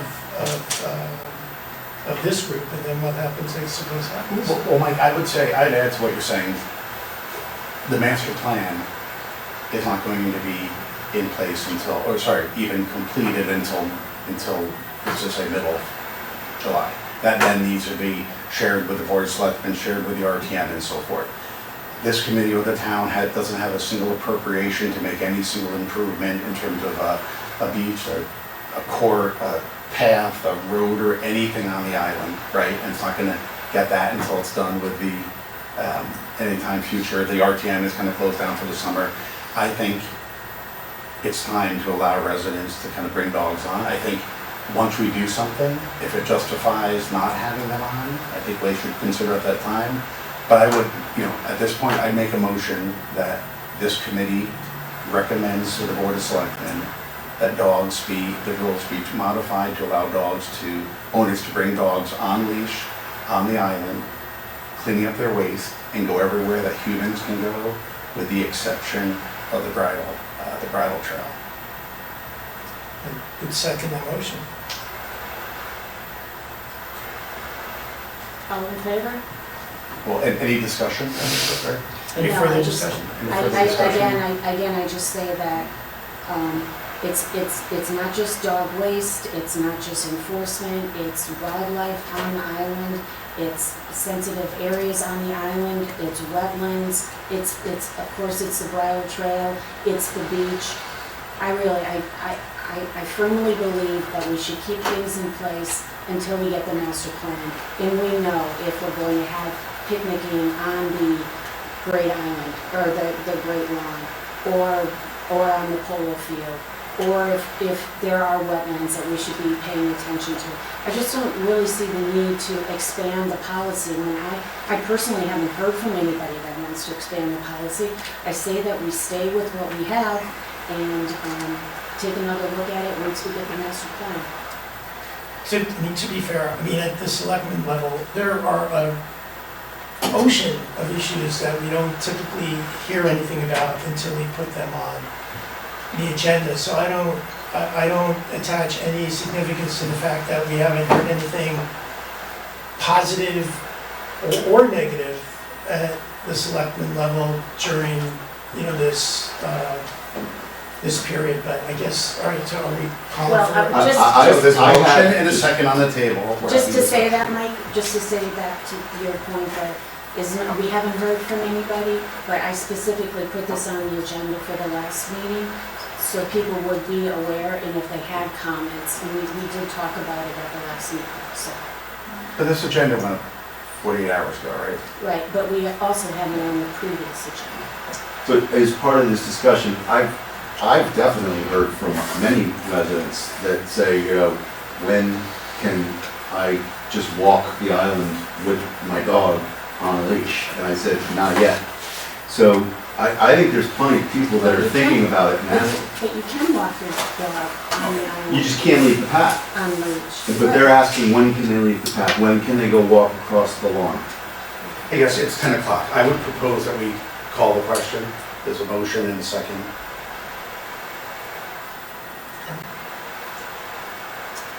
All in favor?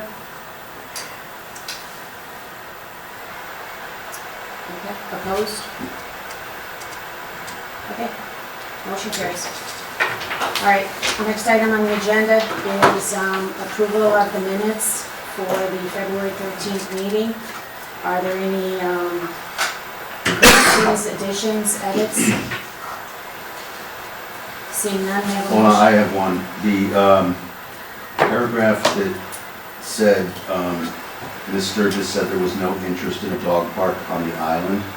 I think that she said there was no interest expressed in the survey responses for an interest in the dog I park. honestly don't remember exactly how that Because it was in response to me saying that people had said in the survey that they hopefully I didn't wanted. say something quite And so then- strong, but because I I'm just- sure there's someone who Okay, wants do a me a dog favor. park. I'll send it to you. Yeah, watch the video, and if that's the case, send me the correct wording, okay? Thank With you, that Bruce. possible edit, are there any other changes? Okay, so with that possible edit, may I have a motion to approve? Jim moves, Mike seconds. Thank you. With that, thank you everybody for your all in favor?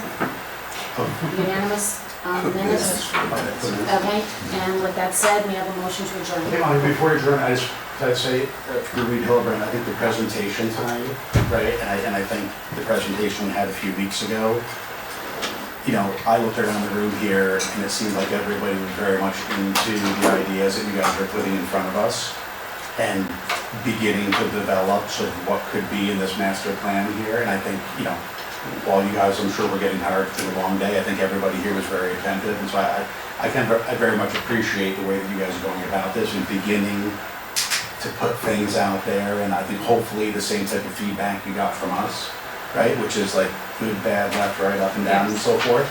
Hopefully you can get that same type of feedback at these focus groups using the same type of presentation, because it does feel like things are starting, a lot of the options are beginning to make sense. So I just say thank you there. Superior work, Yeah. superior. It's nice to hear that at the end of a long day. Thank you, everyone. We have a motion to adjourn. Yes. Thank you. I would like to say that. Nobody fell asleep. No one fell asleep.